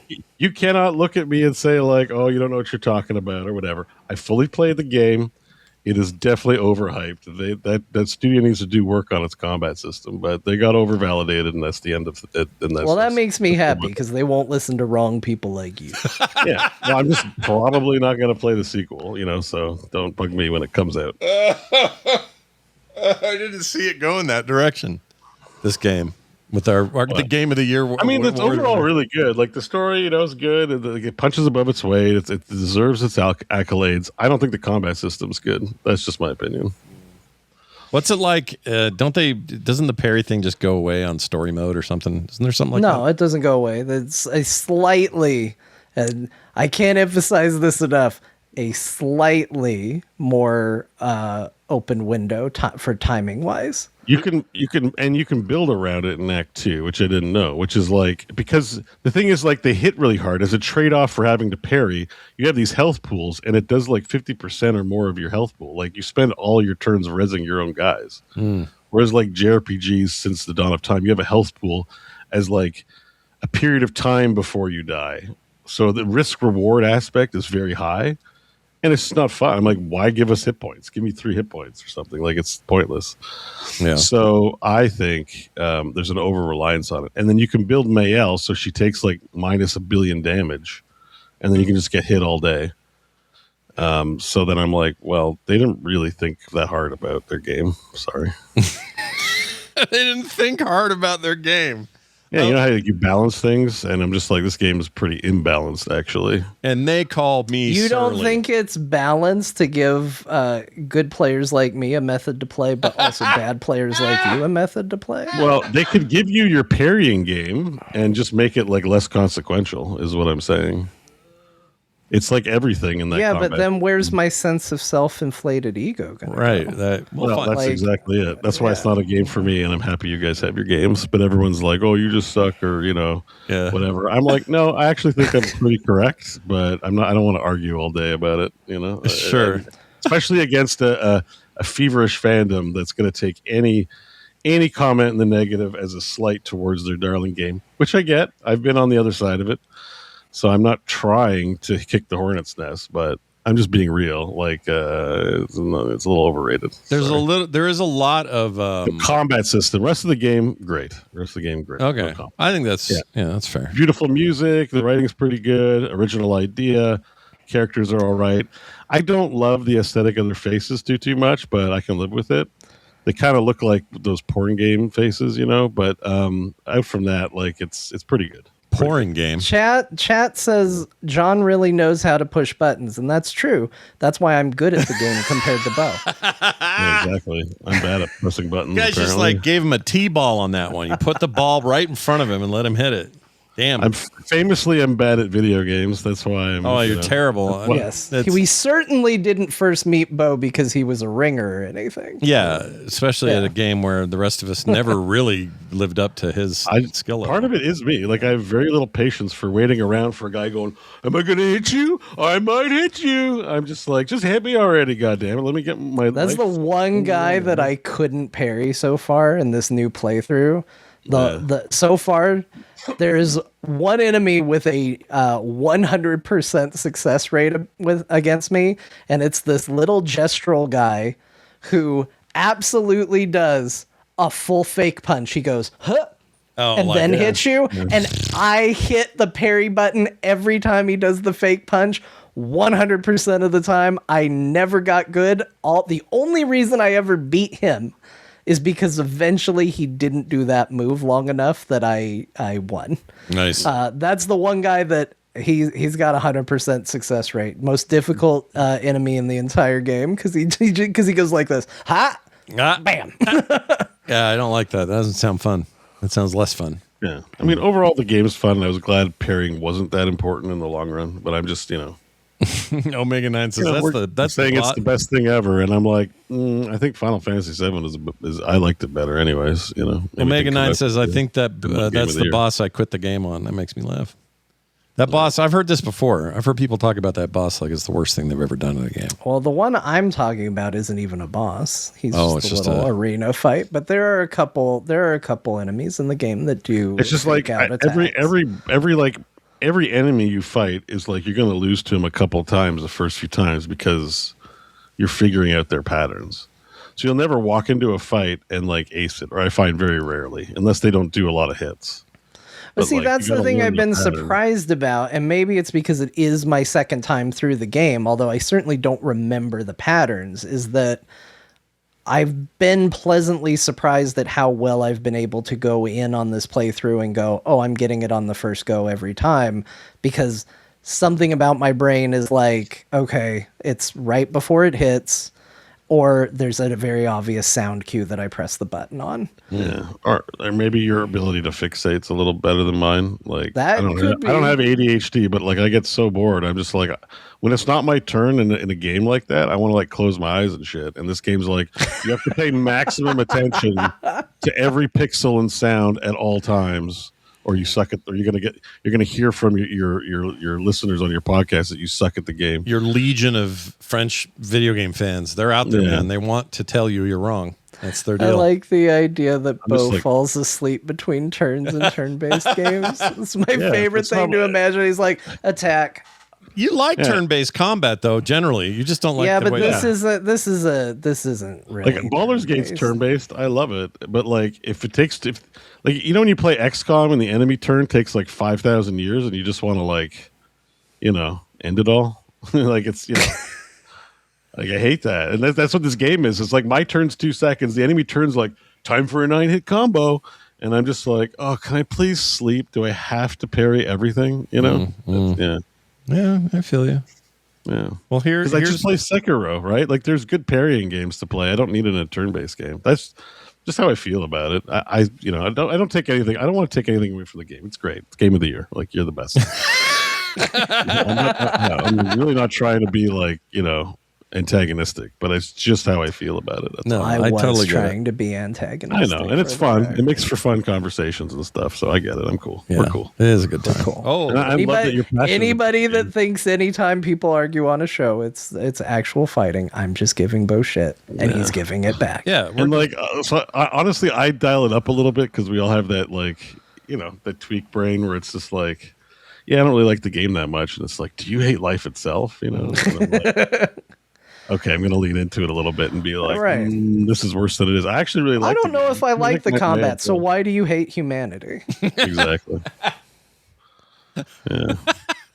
Yeah, why? Let's talk about your childhood trauma, because this is clearly, you can't just dislike the game. Clearly you were abused as a child, and that's why this is happening. Goodness. That went places. Well, you know what I mean. I know what you mean. Yeah. That's a fair point. Yeah. All right. Well, let's get to. Oh no, John, you didn't mention, or did you talk about new Final Fantasy? I did. You did. That's right. That song and everything. Okay. I didn't go in order. I skipped around just to keep you on your toes. I went and grabbed that song. Is now queued up in my music service of choice, and we'll be playing that after the show because that sounded amazing. Yeah. Although it sounds crazy to put it in a raid, though, and I know this game does that. They do that a lot, right? Yeah. They're not weird for this. This is something they're known for, but it still throws me. I hear that and go, I'm raiding to that, or is that, yeah, that's what they do. Yeah, wild. All right, Beau, let's talk about what you did. You've been sick, but you got some stuff in. How'd it go? No, not really. It's gonna be late today, guys. Sorry. I went to the urgent care on Friday, so I spent the entire day, in the hospital Friday, Saturday, and then I've just been sick, and I've been working on some other stuff because I can't really play video games when I'm sick, which has kind of been a blessing in a way. I'm just playing my guitar and shit. So I didn't get up to too much this week. I'm sure that'll alleviate next week. Played a bit of Witcher, played some Slay the Spire, just like little games here or there, but I don't have anything to report this week. I'm definitely better, and I'll definitely be back to gaming, but not this week. You need time to write off, convalesce. Don't feel bad. That's just a write off for me this week. I can't even parry the flu. Thank you, Adam Bourgeois. Nobody said that one, but God, if I had to play Expedition 33 while I was sick, it'd be such torture. Oh my God. Yeah. The flu's doing this to you. It's like holding its punch and then doing it when you're not expecting it. Yeah. Gonna get you. I've been pretty sick, so what are you gonna do? Well, here's to you feeling. Game Awards were fun. I love that we watched. Yeah, that was a good time. I hope we get more of that stuff. I don't want to wait until next fest. I want to get more of these smaller ones in. They're fun. All right. Well done. Fun stuff. Now this. That's a good question. Time for an email or two. Let's do two of these. There's text. This first one came to us from the 10hams.com line. Go use that thing and send us your texts, your voicemails, whatever you want. This is from OzFud, who says, I have a suggestion for Scott if he wants to add a couple of more games to his finished list this year. Far Cry 4 and 5. You can roll credits in both those games in under 30 minutes by going for the do nothing secret ending available at the start of the game. Honestly, he goes, honestly, I believe both secret endings are the best endings available for these games. I played 4 all the way through, so too late on that one. I beat that years ago. And 5, I didn't like very much. I played a bunch of it and then didn't finish. No, you didn't like Gustavo Fring? That was 6, wasn't it? Or am I mixing them up? Maybe you're right. Maybe I'm mixing them up. Far Cry 6. Yeah, 5 was not that. 5 was the one with 5 was Deliverance, right? Yes, the churchy one with the guy that had a cult and everything. That was 5. And 5, I just couldn't do 5. I didn't like it. I played and beat 5, and it's fine. It's okay. It's the reason I haven't played another Far Cry game, though. Here's the problem with advice like that, though, dude. If Scott takes a shortcut, we will definitely ride him for it. Oh yeah, you think I get away with that on here? Claim I beat it. Resident Evil 2. Yeah. I mean, plus I can't. I'm a terrible. Like, even if you said, "Oh, finish him," and then just lie and tell everybody you beat him, I'm bad at that. I'll be caught. No, not lying. You're not like we're not. No, we don't want to suggest. That's my whole point. I can't do it anyway. So even if I tried, it would. Even if you did like a shortcutty way, you'd be like, oh, I finished Ghost of Tsushima, and then we'd be like, yeah, the short way. I think you would know, like it's not gonna. It's not. You can't escape from John. No, I tried to get away from him today, and I couldn't. No, you can't escape it. John is ever present. John he's there. John's exacting standards of game completion. That is not going to be a thing, Scott. Right. My favorite thing about this email is that it's getting near the end of the year, and someone went, "Oh shit, we got to give Scott a way to pad his numbers. The year's almost up. Yep. Give him away, everybody. Here, 30 minutes. I can get you. Give it an hour. I can get Scott 2 more games on the list for the end of the year." Yep. I love that. I love that they're all trying to help me out, but I'm good, you guys. I'm good. I've got, my goal is I'm going to try to, I don't think it's going to happen though. I want to try to clean everything possible in PowerWash Sim 2 and call that a finished game for the year, but I don't even think I can do that. I'd accept that as a finished game though, if you 100% of it. Yeah. I'm trying to hurry before all the DLC comes out because it'll be like, oh, there's more to play now. I think that it's funny also because really the metric has moved. I feel like it was 2 years ago was who's beaten the most video games in the year.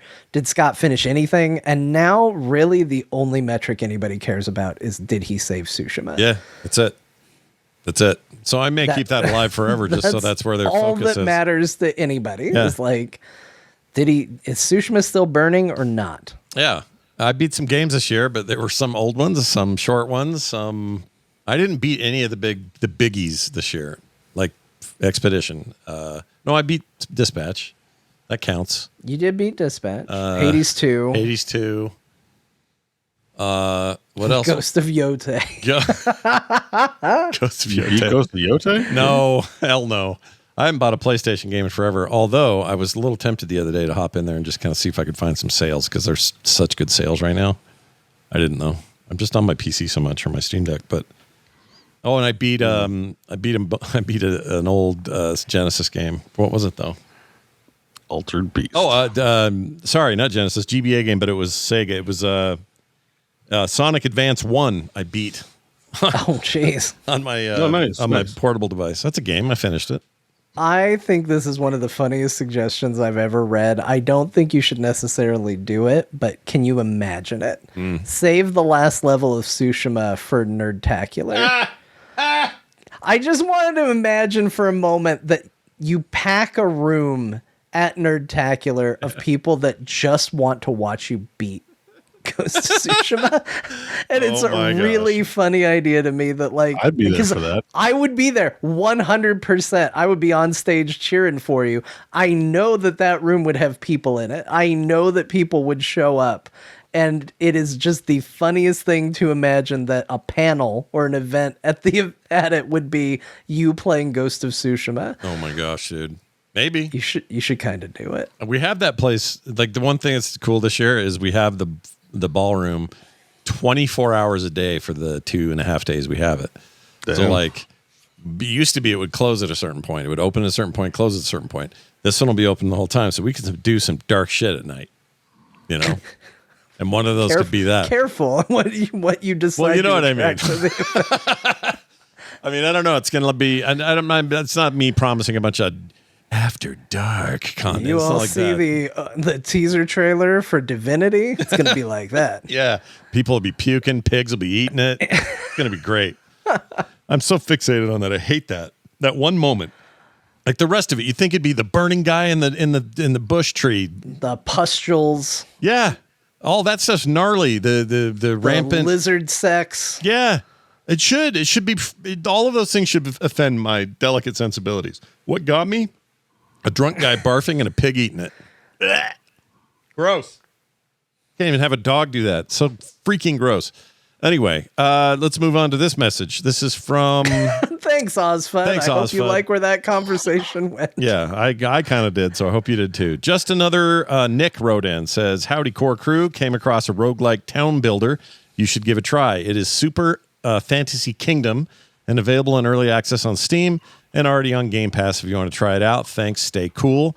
I looked this up, and it seemed really well reviewed and interesting. It's definitely got like a very retro vibe to it, but it immediately told me that there was some tower defense bullshit going on.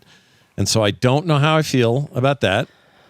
Is it tower defense or is it just like what we like about Age of Empires where I built a cool wall? See, whenever you say it that way, I do have to pause and think about it because it's not building a little pathway for them. It's like, it's you're just defending your wall, turtling up as strong as you can. But I don't like waves like, oh, it's nighttime, the zombies are coming. I'm the same way, actually, because I've played a couple games like that, and they don't scratch the same itch as like Age of Empires. And like everybody who loves that StarCraft level that is just that, the one that everyone loves, I've never been the one of them. I don't know what's wrong with me. I don't remember what it's called, but yeah, I know what you're talking about. It's like, shoot, okay, we made it through the first Zerg rush. Hurry up and do it again, and it's harder this time. That's to me, that's a form of tower defense disguised as turtling up, and turtling up is a sacred thing that you can't dick with. Yeah, it's a lie. Turns out turtling up is a lie, but I don't know. Maybe I'll check it out. It's called, again, where is it again? I lost it. I played the demo of it a while ago. What'd you think of it? You liked it? It's fun. It's, fun little time waster, right? Not too serious. You build up your town. It's a kingdom builder, and then there's a defense phase, and then... Is it timer-based? Like, I got to do a bunch of shit before the... I don't even think you press anything. Like, I think it's just an auto-battler. Like, you got to like recruit heroes, and then once it's nighttime, they defend. Okay, and you watch them defend, and that's it. I might check it out. How much is it? It's on sale right now. It's been a little while, so I might be misremembering some details. It's only $9. $9. Like I kind of like it, but at the same time, it's a casual game, so I'm not exactly punching down doors to play it either. You know what I mean? Like it's in that mid tier of like I want to play something easy and fun. Yeah, sometimes I need that in my life. I know this hasn't been a short episode, but I got one comment on Blue Sky actually that I meant to put in our feedback this week. I want to ask you guys a question because somebody asked me this and I was like, this is surprisingly challenging and I want to ask you guys what your thoughts are. All right. For the next core show, what gets released in 1.0 first? Star Citizen Squadron 42, New Fable, Knights of the Old Republic remake, not Fate, or Half-Life 3? In the next week? First, no, just in general. And in the next week. Yeah. None of them. I thought it was before the end of the year. Yeah, that's why that's okay. I would actually say, I think with Squadron 42, I feel like that is the easy answer. I would actually just say what comes first, Star Citizen by itself. And I think it gets even harder, but... Definitely not Squadron 42. The remake there is a remake on the way, like a Knights of the Old Republic. Oh, like a full remake. Yeah, remake. Yeah, they tease that, and people keep wondering if it's been canceled or not, but they keep claiming it's not canceled. It's still being worked on. It's Saber or somebody like that. I don't. I can't remember his. I see. Okay. Well. I think that has the best likelihood of coming first because the groundwork is there. They just got to build around it. I'm not saying it's easy, but I think they can get from A to Z quicker than the other. So I'm going to say that. That's my bet. You think the Knights of the Old Republic remake? Yeah, I do. See, but I kind of think deep down it might actually be canceled. Well, they keep hinting it, or no, people keep saying it, and then the developer's like, "No, it's not. We're just not talking it a ton. We're hard at work." So I don't know. Possible answer: we're just getting none of those games. Yeah, I do, and I think that's what makes it challenging. Is that what if we never see any of these? Don't love that. I think if we're saying Squadron 42 and not just Star Citizen 1.0, I do think Squadron 42 is coming out first, unless I'm missing some story that says that it's been pushed back indefinitely. But as far as I heard, I thought we were making good progress on that game. Yeah, maybe that might be it. But you know what? I'll stick to the horse I picked. I'll say that you'll say Squadron. Beau says, what do you say, Beau? None? None. Okay. I think that's a viable answer. Or Half-Life 3. I guess that's the same. Oh, HL3 is the same as saying none. That's so true. I hate that it's true. Somebody emailed me and said, my favorite thing about your live watch of the awards was Beau every couple of minutes going, do you want to see the G-Man? It's the G-Man. Yeah, watch out for the G-Man. Like, if it was me and I was announcing it, I wouldn't do a big trailer. I'd be like, I'm going to send a guy in a suit. Yeah. With a questionable haircut and questionably sickly skin. Yeah. Give him a briefcase and just...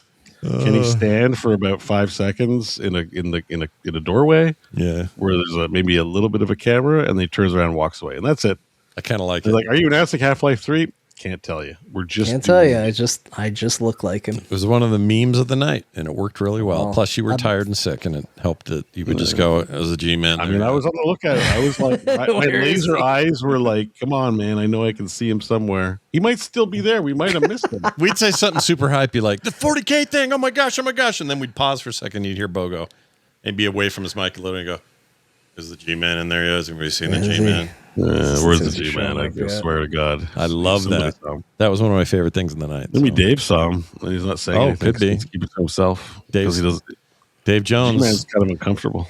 He's in the chat. His prediction was Steam Machine launch game, I guess, for Half-Life 3. Oh, that is a current. That's a rumor floating around. Yeah. I'll say a big thank you to Rob for that question. Thanks, Rob. Again, I do think my answer changes if you just said Star Citizen baseline. Then I would actually have to wonder. Yeah. Then you'd. Yeah. But you think that Squadron 34 or 41? What is it? 42? Squadron 42. Squadron 6-7. I swear, Squadron 6-7. Can you imagine? They would sell so many copies of the game if they just changed it. All those kids would just leave Roblox behind forever and finally buy a real video game. Nobody. It sold better than any other video game on the planet, and all to people who didn't care about its existence. They do not give a shit except for the number. It's all for the meme. Die for the meme. Well, that's it. That's the show, guys. We did it.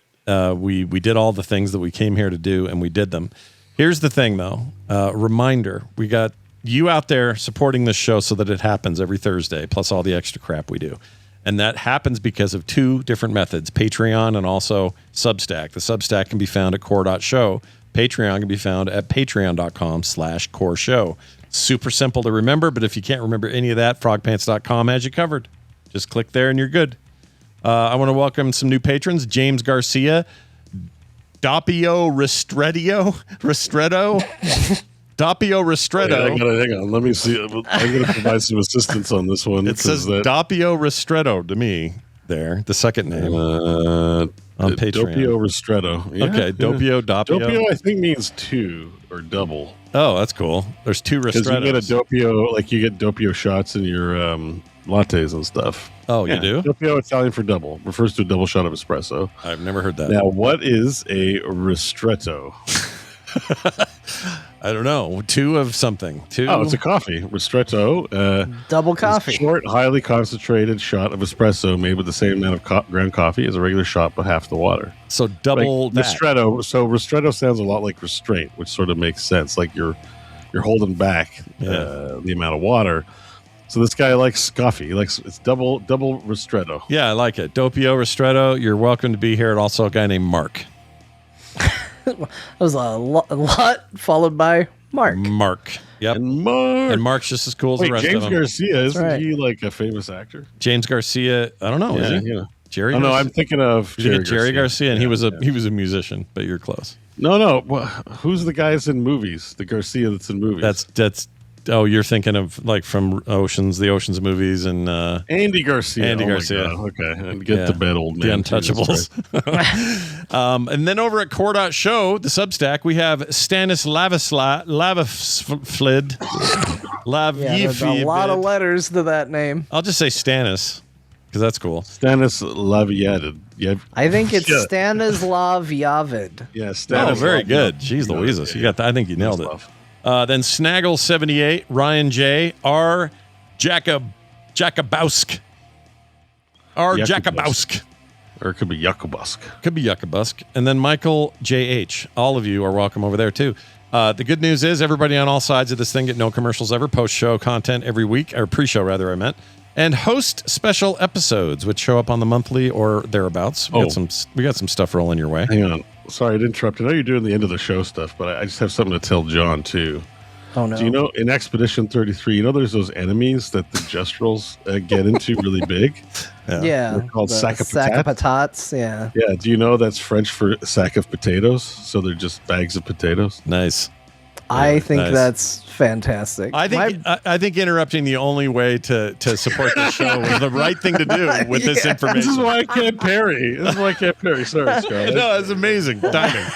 It's really good. I liked it because now I can just come straight back to it and say, go to core.show, go to patreon.com/core.show, or go to frogpants.com and find all that stuff there. Contact us at show@core.show. You can also do all the old ways if you still have those. Those are fine too. All this stuff comes to us. And then if you really want to send us a voicemail or a text, find that at the website as well. That's going to do it for us. I think Solid Snake that was the request. Is going to do today's what games we played so that you guys don't go home empty-handed. So Grandma's taking, she's having a nap, got the flu or some shit. Who knows what's wrong with Grandma? She'll be okay though. But here it is. Snake, take it away. Otacon, the games they talked about. Path of Exile 2, Mutant League Football 2. Sorry. Also, some demos, Pragmata and Super Meat Boy 3D. He's a boy made out of meat, Snake. Meat. Also, Terminator 2D, No Fate. The Midnight Sorry, I was going to give you some better music for this. Slay the Spire. Snake, you need to learn to parry. Parry. Perry White from the Spider-Man or Superman cartoons, comics. All right, that's it, everybody. Thanks for listening. Thanks for hanging out with us. We'll be back next Friday, normal time. Have a Merry Christmas the day before. And we'll be here to talk a little post-Christmas, start working on our end-of-year core or OSCores. All that fun stuff. Bring your eggnog, man. We can have a cozy one next week. Hell yeah, it's going to be great. Looking forward to it. And that is going to do it for us. For me, for Beau, and for John. We'll see you next time. Shirley.